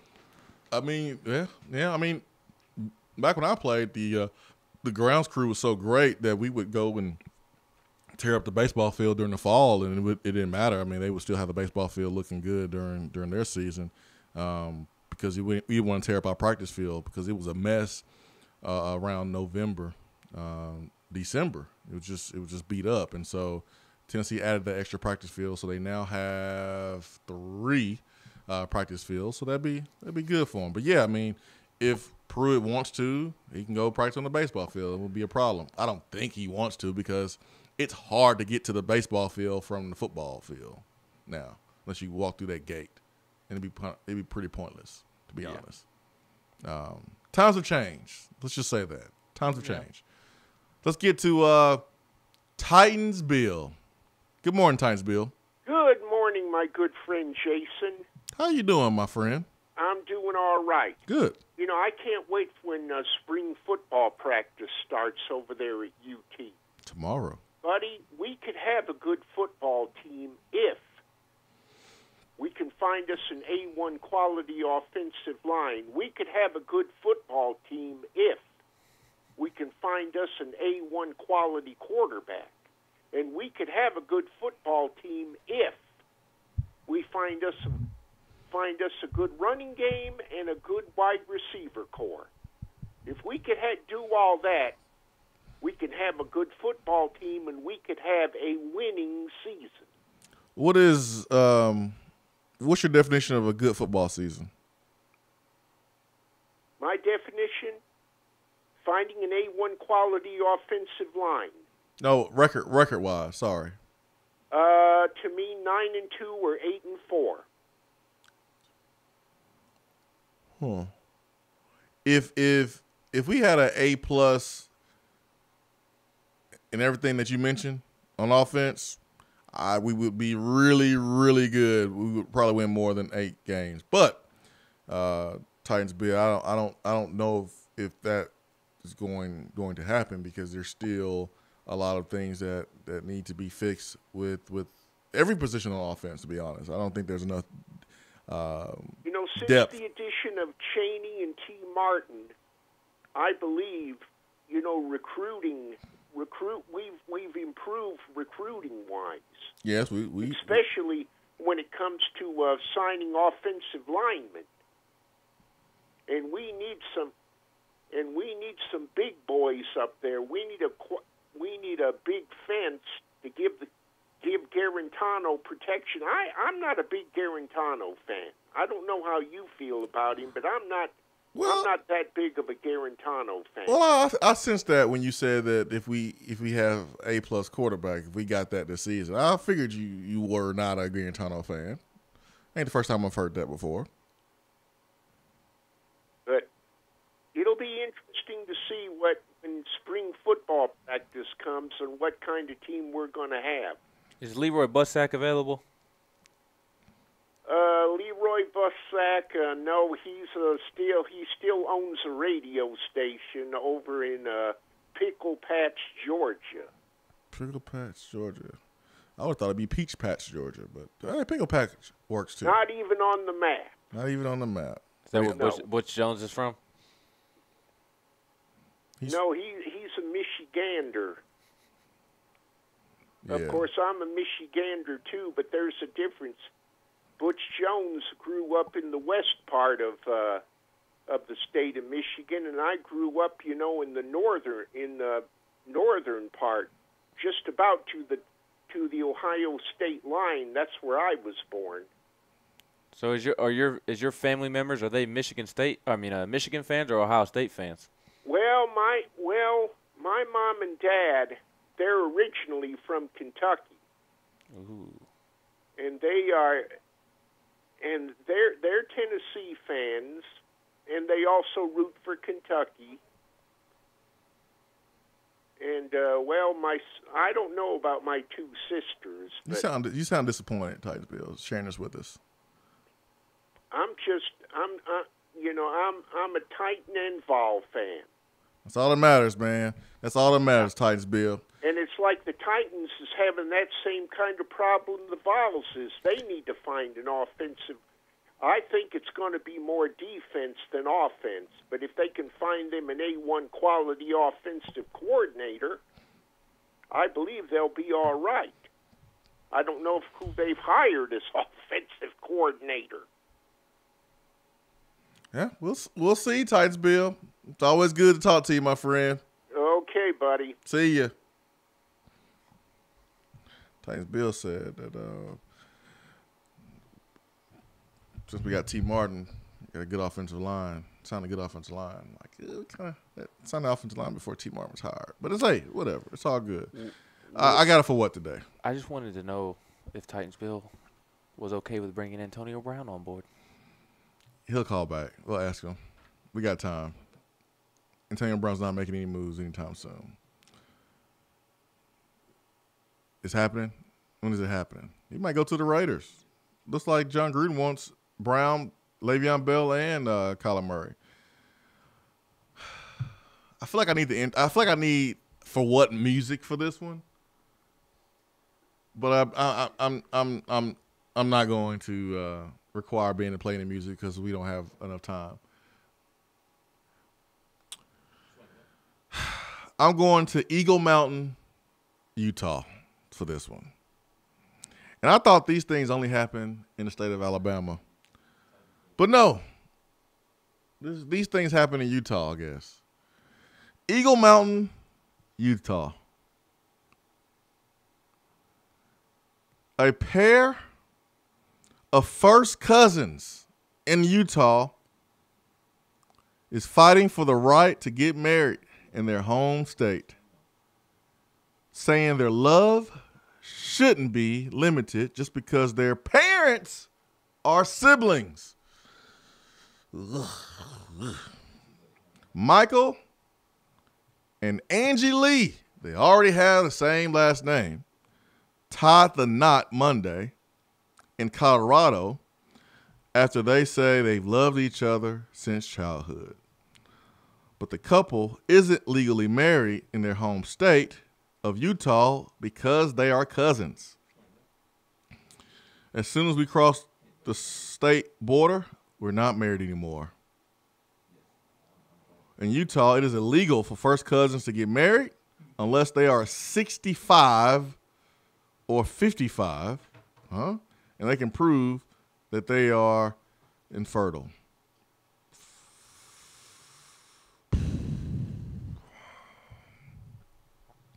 Love is a beautiful thing, folks. I mean, it's hard to find love. Love is so powerful. You would say, what love got to do with it? I would say everything. Love is important. Love is important. Love is important. But there's not any other person on the planet that you can be in love with besides your first cousin. Is this in Alabama? I was answering the phone. This is in Utah. Oh. I thought it was in Alabama when I first saw it. The headline reads, married cousins hope to change Utah law to recognize their union. That's a no for me, dog. Man, you know how confusing that is? That is very confusing. You know how confusing that is at the family reunion? So does that make the other cousins double cousins? They're double related. They're like double cousins. By marriage. This is my double cousin. By marriage. Yeah. This is my cousin. I'm shocked that did not happen in Tuscaloosa, Alabama, or Gainesville, Florida, or Athens, Georgia, or Columbia, South Carolina, Columbia, Missouri, or over where Volstorm stays on West End. But two things. Titansville called back. Okay. And said, Antonio Brown, no. He doesn't want Antonio Brown. What the Titans need is another quarterback, and he would advise John Robinson to draft somebody from the SEC and not the Pac-12. Drew Lock, hold out next year for Tua Tagovailoa. And then since Daddy, a.k.a. Titansville, got off the phone, Nealon Mafia is on the line now. See, Nealon Mafia, Ben said that, not me. Nealon Mafia, good morning. Swain, I don't like Kentucky. Okay. I don't. I mean, it's just, and I realize we played Mississippi State last night. I don't, and I don't care. I don't like Kentucky. You don't like Never Kentucky? have. No. Okay. And I'll tell you why. All right. When I first started driving truck, I got north of Nashville in a little town called Horse Cave, Kentucky. And it's the only place to this day on the planet where I got approached by 3 different lot lizards of 3 different genders. And I thought, I'm not making that up. The Adam's apple was bigger than my tumbler from Game Time Sidekick. I'm not making this up. What? Whoa, wait a minute. Did you say lizards? Lot lizards. Yeah, the ladies of the men or whatever of the evening that patrol truck stop. Gotcha. What town was this in? This was in Horse Cave, Kentucky. It's on I-65, about 100 miles north of Nashville. I mean, I'm asking you this not because I'm trying to go. I mean, I want no part of that, okay? I want no part of Adam's apples that look like Game Time Sidekick tumblers. Swain Event tumblers? I'm good on that. I just want to get a visual of where this place was. That's all. All right. I'm with you now. And that was it. So since then, I just, I haven't liked Kentucky. And so I was watching that game, this weekend, and I'm like, man, the last time I saw something get slapped around this hard, it was a forearm with a belt wrapped around it outside of a Frankfurt Methadone clinic. My goodness. Goodness. That was a smacking they put on. And, Kentucky, they're always like, well, wait till this season. No, wait till that season. Wait till women's bowling, wait till – it was football season. They said, wait till basketball. Now it's basketball. Now they're saying, wait till football. I guess next they're going to say, well, wait till the Kentucky Derby. And, Swain, I got news. We're seeing Jordan Bone down to Shelbyville, and he'll get a Tennessee walking horse and go up there and beat their ass in that, too.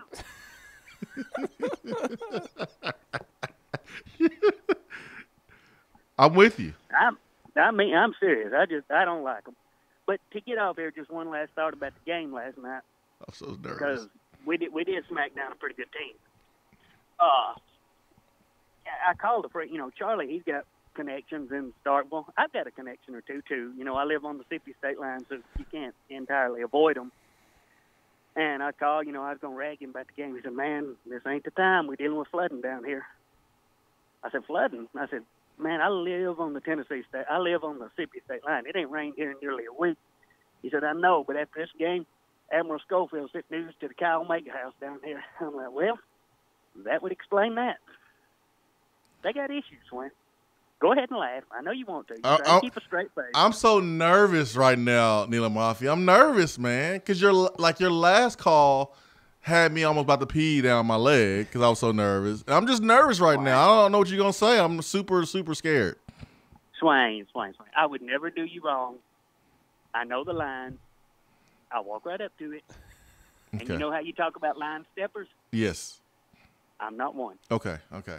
So I can relax. You can totally relax. When Neela Mafia is on the phone, it's like a pillow under your head. Okay. All right. All right. There you go. All right. I'm better now. Have a good day, gentlemen. You too, Neela Mafia. We love you, man. I don't know what has happened. I get so show. nervous, man. I get so nervous. I get so nervous with Neela Mafia. I love Neela Mafia. I think he's hilarious.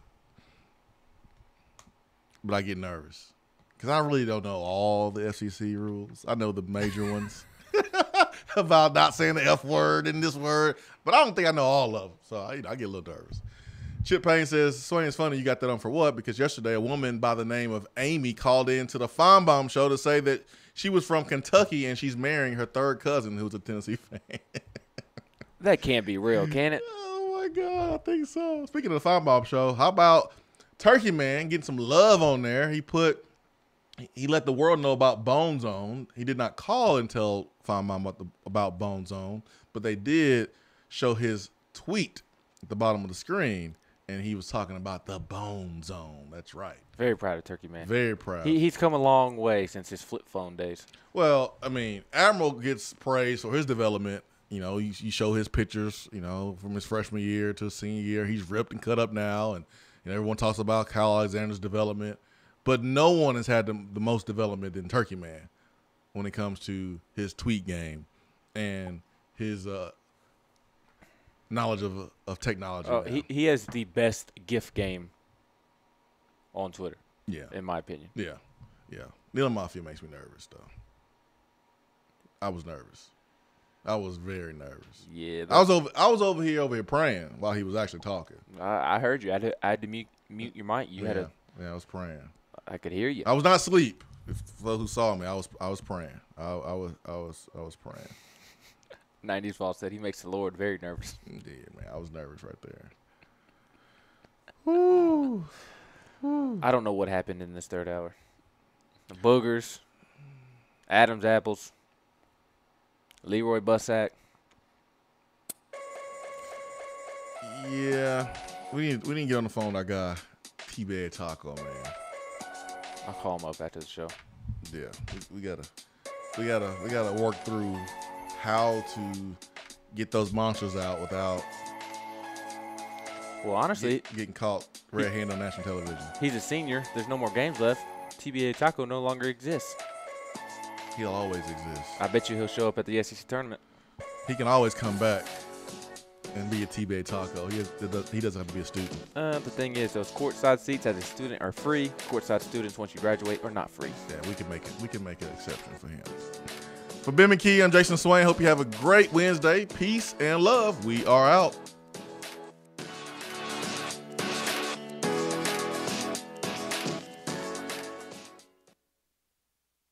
Hour 3 of the Swain event is brought to you by the Low T Center and lowtcenter.com. Do you know your numbers? Feel like you again. Let us help. Top 100 barbecue restaurant Dead End BBQ has